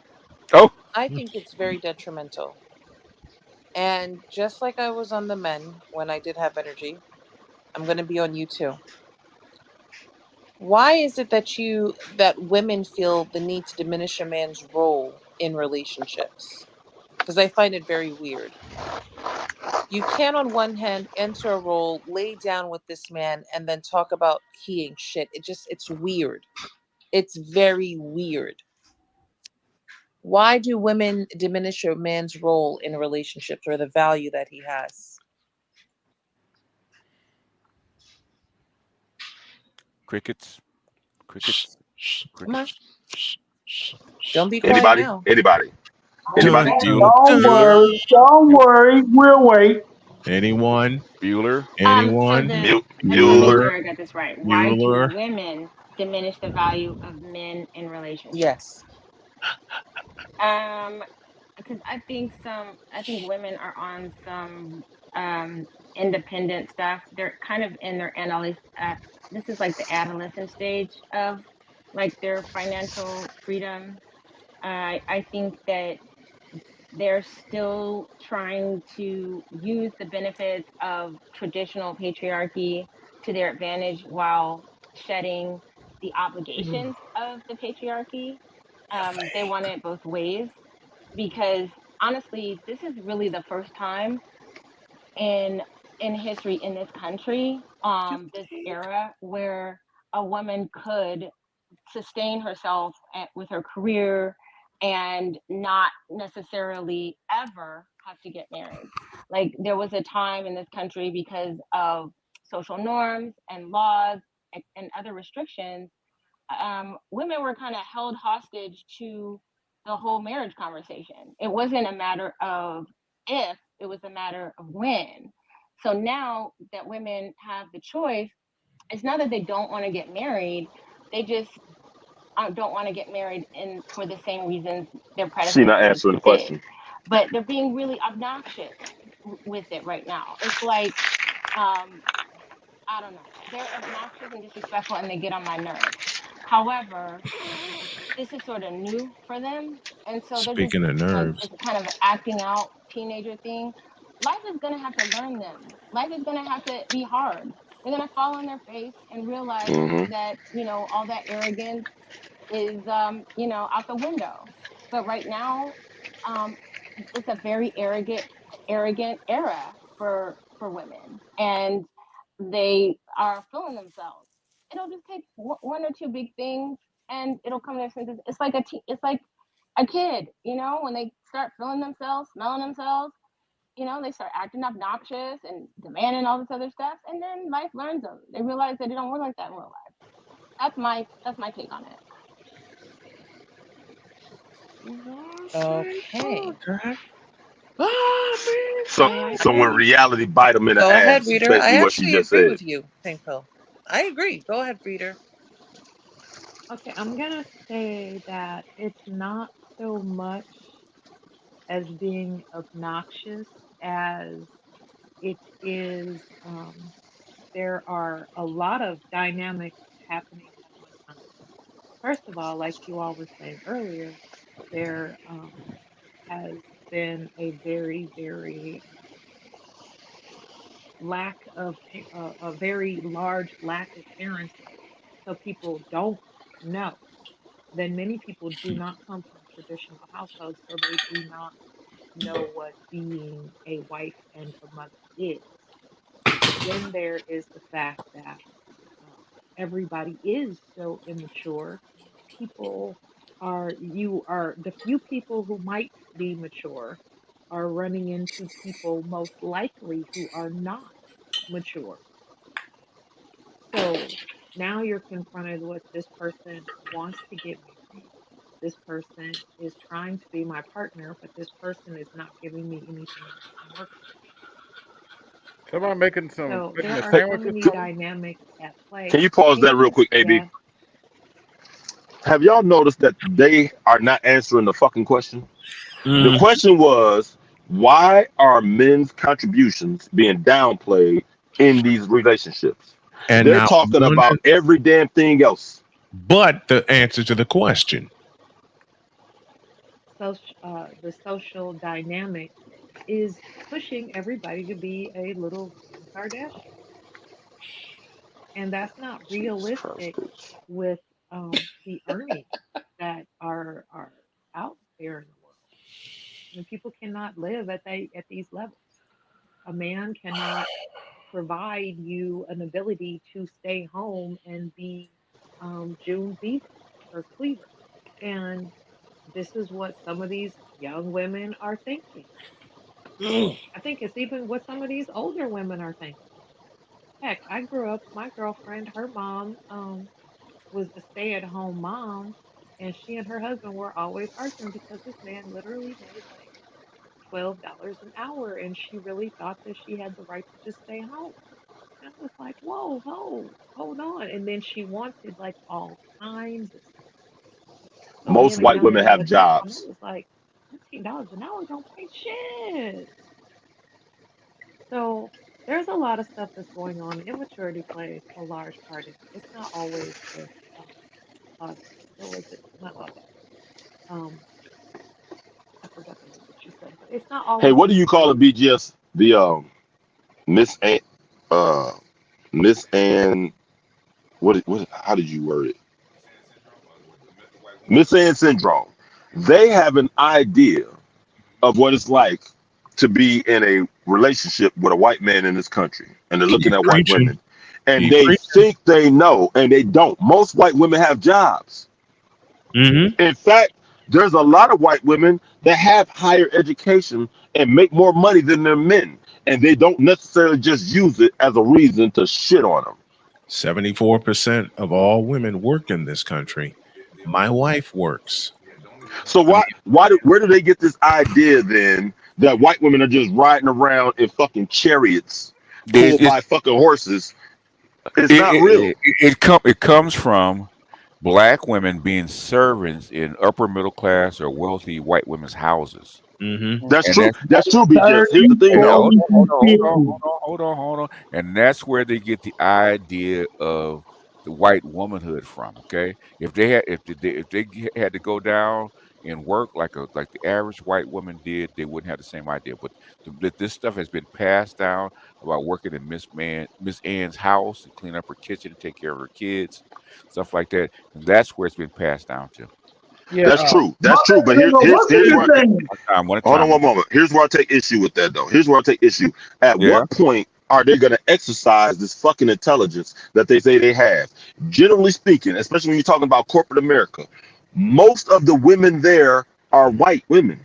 So at what point are they going to say, oh, all these white women are working? Maybe they don't live the princess life that we think they live. I mean, look, Jesus Christ, whether it's real or a myth, has been around for 2,000 years, right? Myths are very hard to kill. That's true. That's true. Say that again, black man. Say that again. That's true. That's why I call it the myth. The myth of white womanhood. Yes. That's what I was thinking about. All right. Now, shout out to Salty for sharing this one via email, but I tell it need to be played. This is going back to politics for a minute.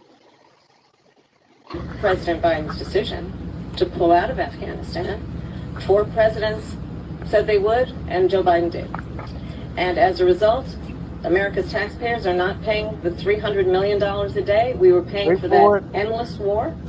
And as of today, there is not one member of the United States military who is in active duty in a combat zone in any war zone around the world. The first time this century. What? But let's understand. So where the fuck are we right now?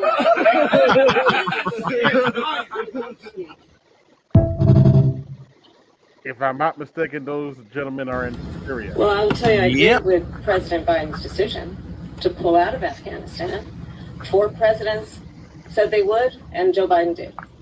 And as a result, America's taxpayers are not paying the $300 million a day we were paying for that endless war. And as of today, there is not one member of the United States military who is in active duty in a combat zone in any war zone around the world. The first time this century. What? But let's understand. So where the fuck are we right now? Pause it. Check this out. There's a reason why she cannot be a female president.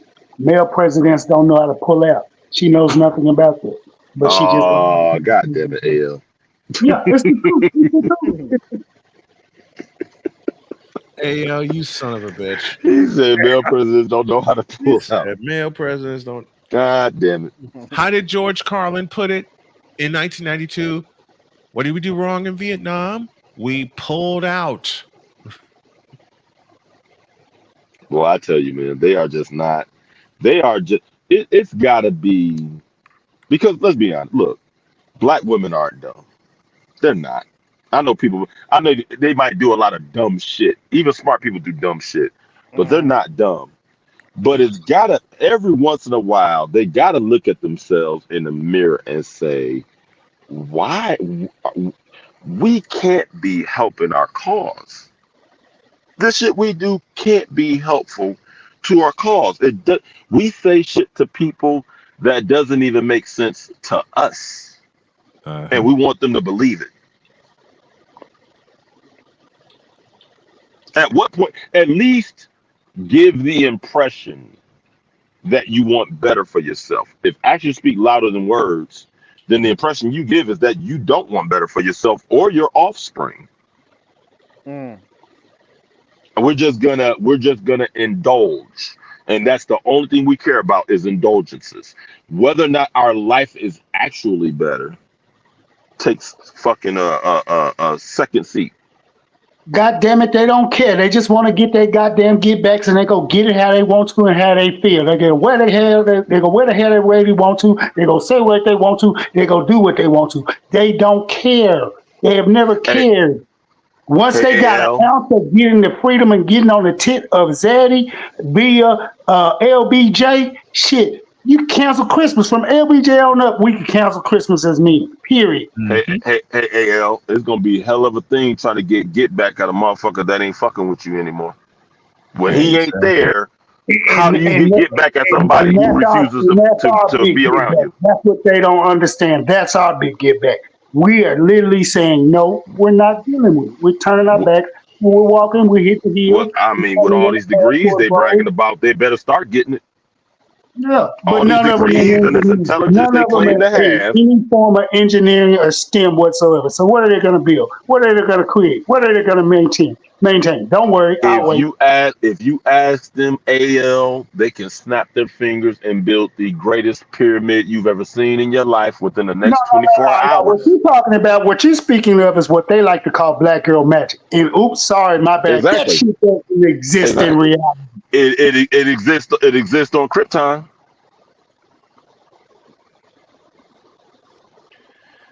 I think now I'm going to depart and go to bed. All right. I think now, Mr. Meach, I love you, but I hate you for that. I think now is the time for me. No, let me be. All I'm saying is Krypton is real, and we just didn't know it. And that's where black girl magic comes from, and it's powered by moonlight, not sunlight. That's why the freaks come out at night. Okay. You ain't shit, but I love you, but you ain't shit. Krypton, and that's exactly what I'm saying to Mr. Meach. And to BGS, I think black girl magic is white girl magic in my house. Are you sure it's not black girl magic? I am. Considering I've kissed her lips for the last 6 years, I am pretty certain. Okay. Now there are times her twang comes. Listen, BJ, now you've heard it, okay? You've heard it live on air. There are times that her twang comes out. Mm-hmm. And we've discussed the rules of the house. Okay. A running joke we've had since we've been together. Mm-hmm. I'm not. I gotta do this. I gotta do this before I go. I gotta do this before I go. Real quick. I haven't had a chance to do this, and I want to have some fun with y'all. But we had a recent incident that happened. Where did we go? We went to Kentucky. Just to get away, just to have some us time and be away from the kids and things like that. We get out, we go get something to eat. Then the gynocracy walked in. Uh-oh. We were in Louisville. Not Louisville, Louisville. Mm-hmm. You mean Louisville? That's where I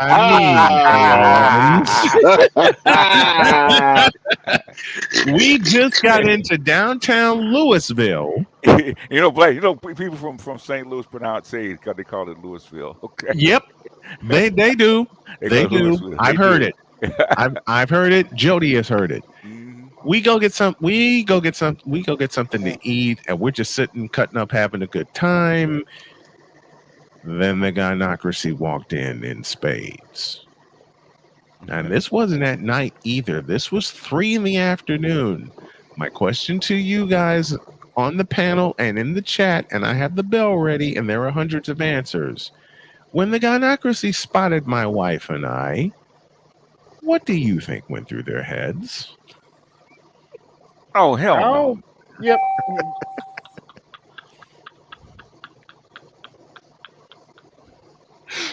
Go ahead, AB. Yes, you bald-headed ass nigga. How dare he? How dare he? This I'm is gonna some tell his bullshit. mama. He don't like his I'm gonna mama. tell his mama. He Your mama don't like black. his mama. That's self-hate. You was brought to this world by a black woman. I bet she make more money. There you go. She Wait a minute. just bend over and do whatever he tell her to do. Just a moment, guys. Just a moment, guys. The go one that BGS just said was said to me that afternoon. Okay? Jody wrapped her arms around me and said, "Now what? I'm keeping him." Keep the answers coming, gentlemen. She just bend over and do whatever he tell her to do.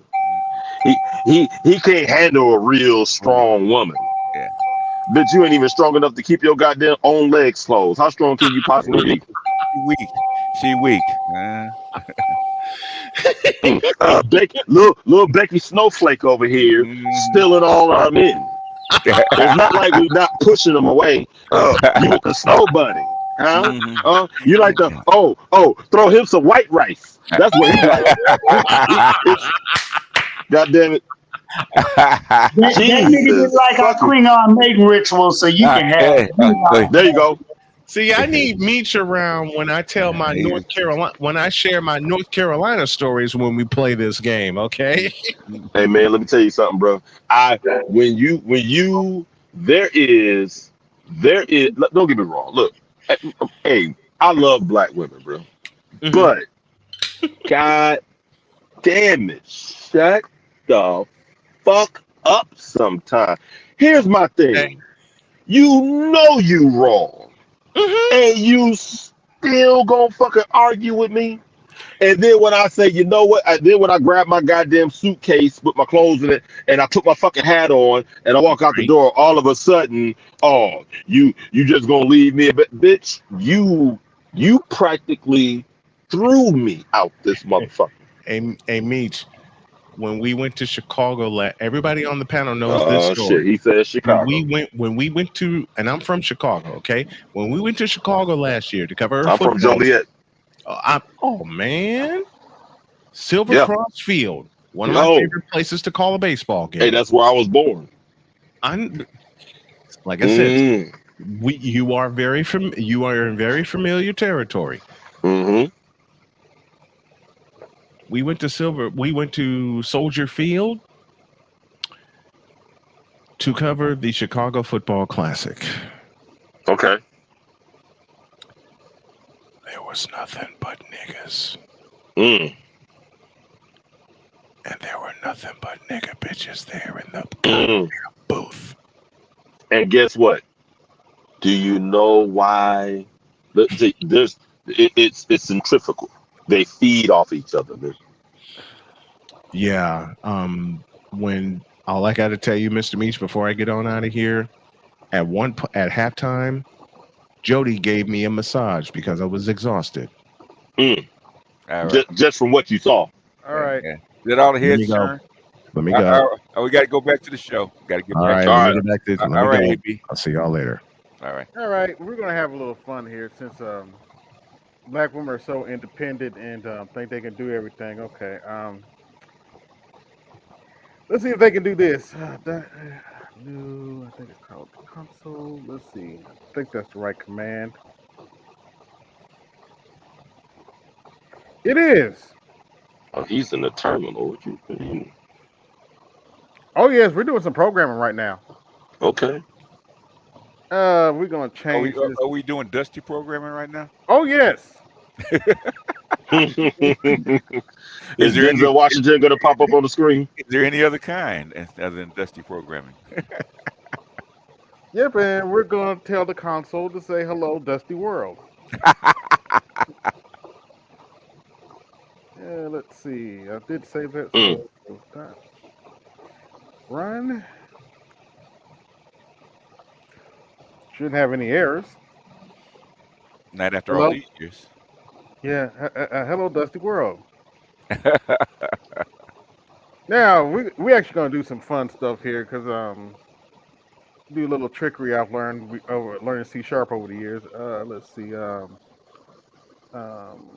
Using static system at console.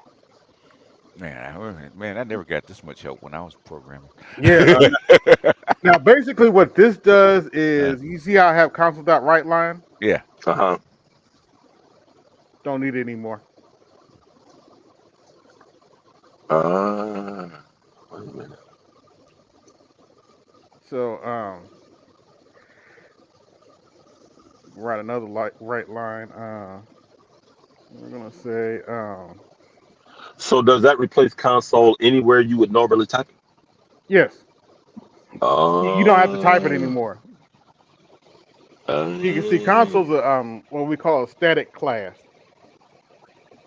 and it can have methods. It can have variables in it. It's usually just methods. It's pretty much C#'s way of doing a module, but let's go ahead and save this. And actually, we're gonna do something else. We're gonna write clear, and we'll save that, and go down here to our console. Say dot. Well.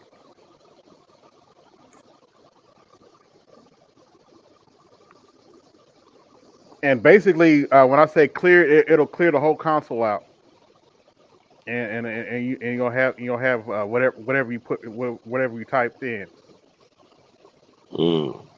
But this is some of the basics. Now let's take some input.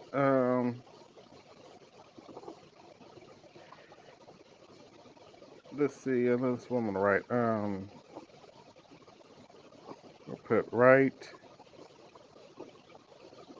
Type some input. But you know, black women are so independent. They could do this kind of stuff, right? Oh yeah, they already did it. They did it while they were sleeping. And string. They programmed Call of Duty while they were sleeping. Yeah. Var input equals read line.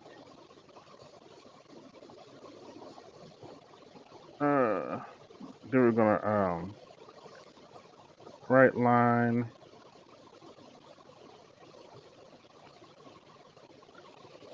I said, oh, that's right. Little string manipulation here. Input. Shouldn't have any errors. At least I don't see any. Let's try this again. .NET run.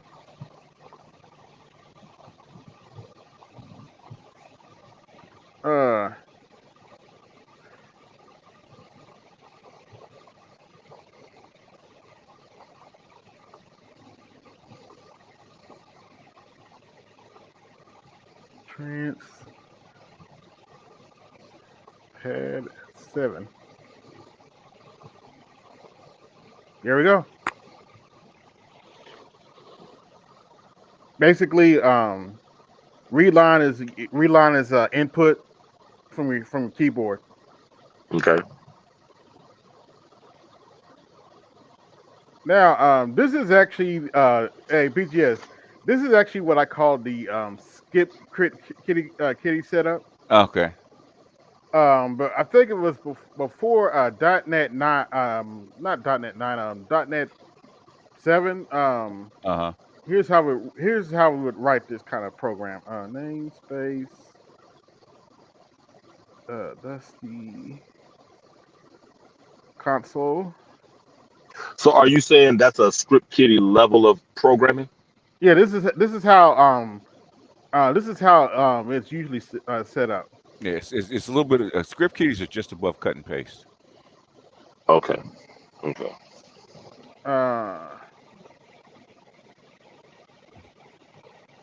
Let's see. Name string. Oh, come on. string.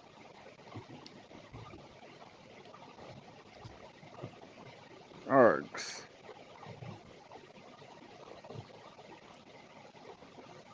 Let's see. Oh, wait a minute. Still gotta add, my other stuff. Let's see. Using static system dot console.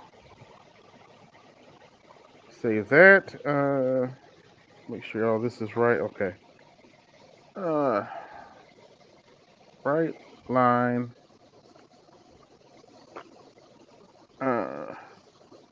Hello, Dusties. Oh, I forgot. Clear. That's just so it clears the console out, so you just focusing on your program. Okay. And save. We got to make sure you save it at least on this. I use a different tool, slightly different tool, more advanced tool, but this is the kind of stuff I'm gonna do tutorials on because Visual Studio Code is just less work to get set up, and all you have to do is download the SDK kit. Oop, got an error. Let's see, where's the error at?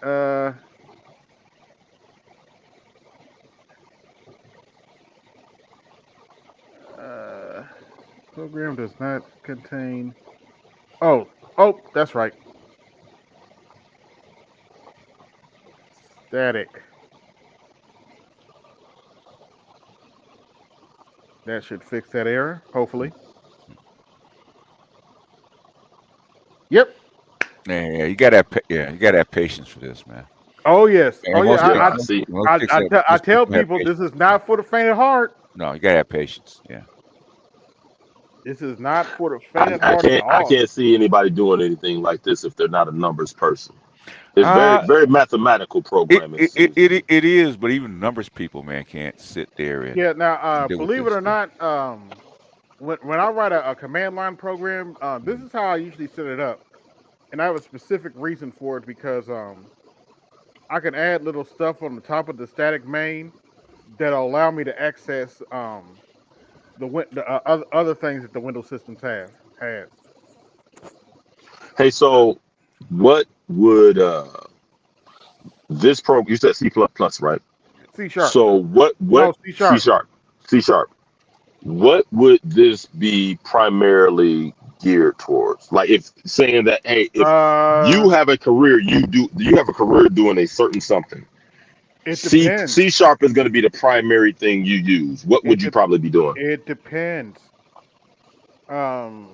You can build Windows desktop applications with C#.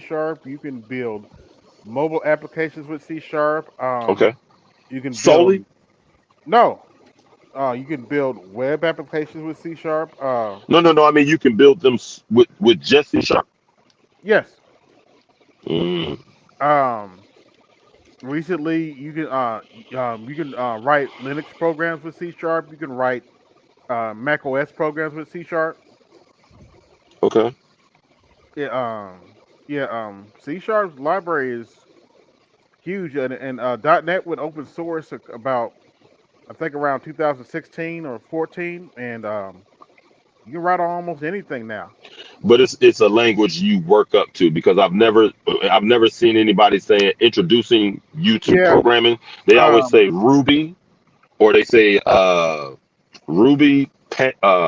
I wouldn't start anybody with Ruby right now, but I would say Python. Python is what I was thinking about. Ruby, Python, and there was a third one. And by the way, y'all hit my Cash App and support the show. Are you not entertained? Are you not learning? Are you not entertained? Are you not learning? Gladiator. But let me do some more advanced stuff here. We're gonna add a little method to this. Let's see. I'm gonna call this. I usually have this in the library somewhere, but static void right title. Add a string.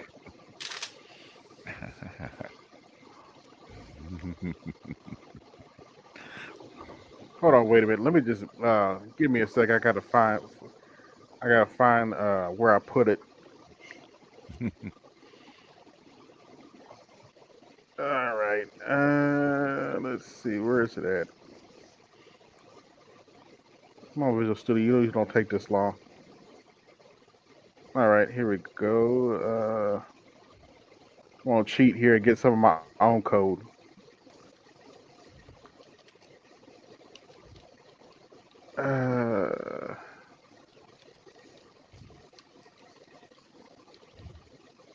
Like I said, this is not for the faint of heart at all. Let's copy most of this and we'll copy that. And we're going to create a new file. New file, we're going to call this console writer.cs. That's the C# file format designation, and we're going to paste. And we're going to change a couple things. We're going to change this to Dusty Console. And I probably got some other stuff I got to import in here. Let me see. Oh, yeah. Using static. Actually, I don't even have to do that, believe it or not. Let me show you another trick. Global. When I put that global at the end, any file I create within the namespace will automatically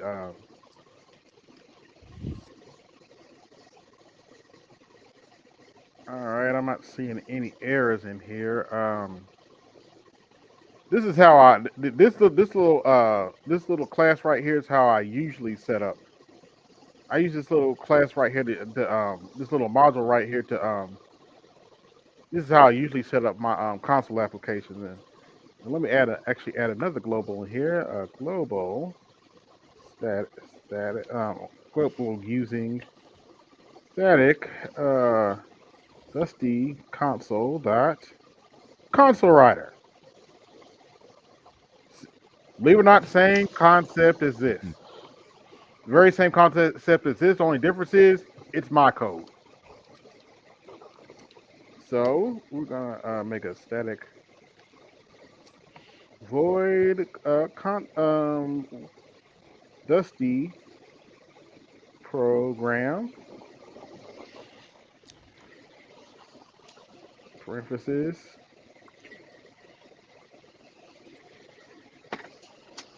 And we're going to say write title Dusty program. And we'll say line drizzle.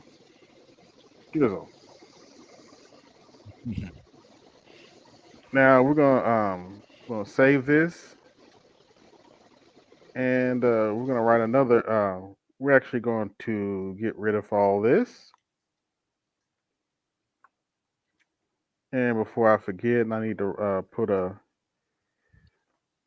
some more trickery right here. I'm going to put a write method here.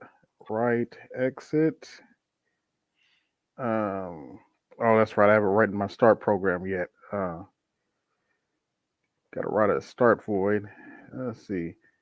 Static void start.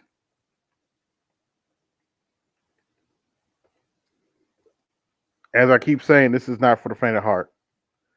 Right title.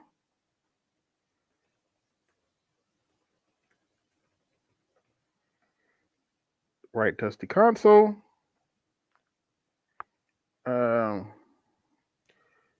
Right line select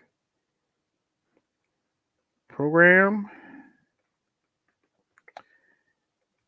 and right line just to separate. This is for a little separator. And right line. Select program. Right line. Just another, and we're gonna put right line Dusty program equals, well, Dusty.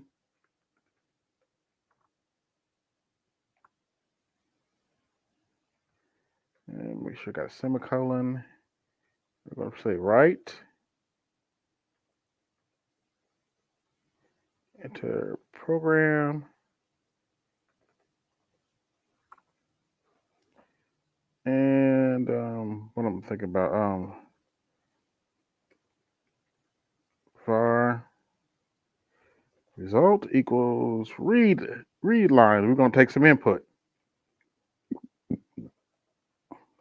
Gotten awfully quiet here. We ain't programming. That's true. Yeah, that's true. That's right. Switch result. Another fancy way of pretty much doing an if statement, really, but default equals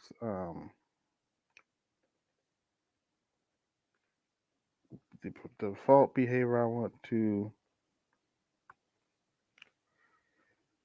write exit start.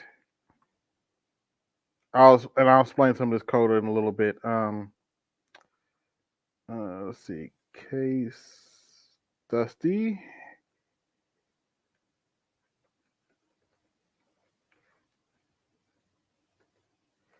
Run. We're gonna pretty much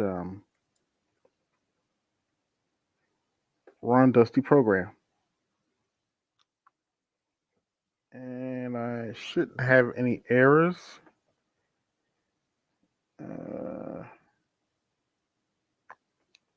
All right, let's see if this runs. May run and may not.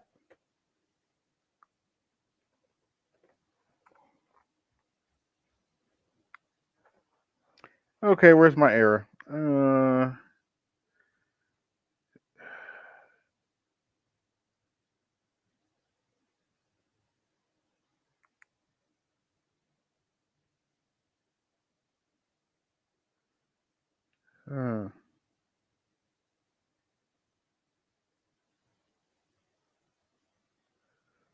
Huh.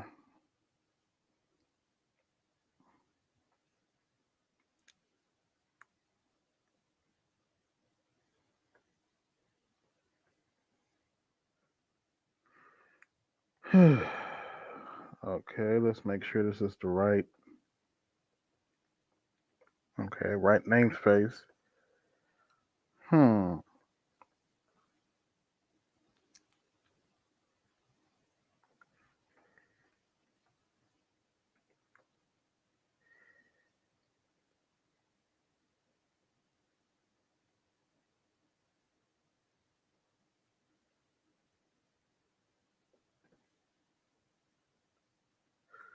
Oh, I know what the problem is.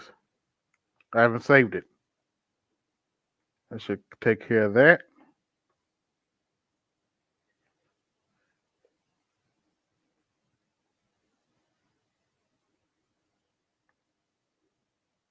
Or maybe it doesn't. Oh, daggone it. Oh, wait. That's right. That's actually right because I didn't put anything in the main function.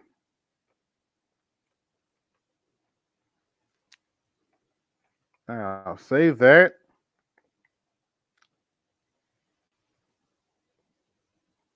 Oh, wait a minute.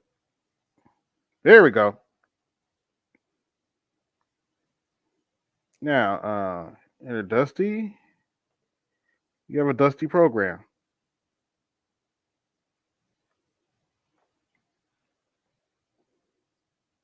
But just some fun programming and stuff, man. Go back out. Anything else y'all want to talk about? Oh wow.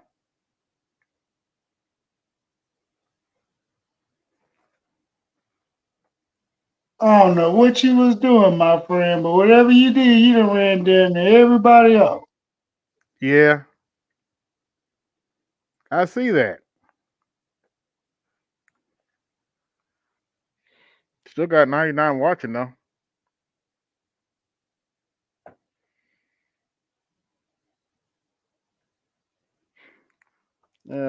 Let's see, where am I at? 315.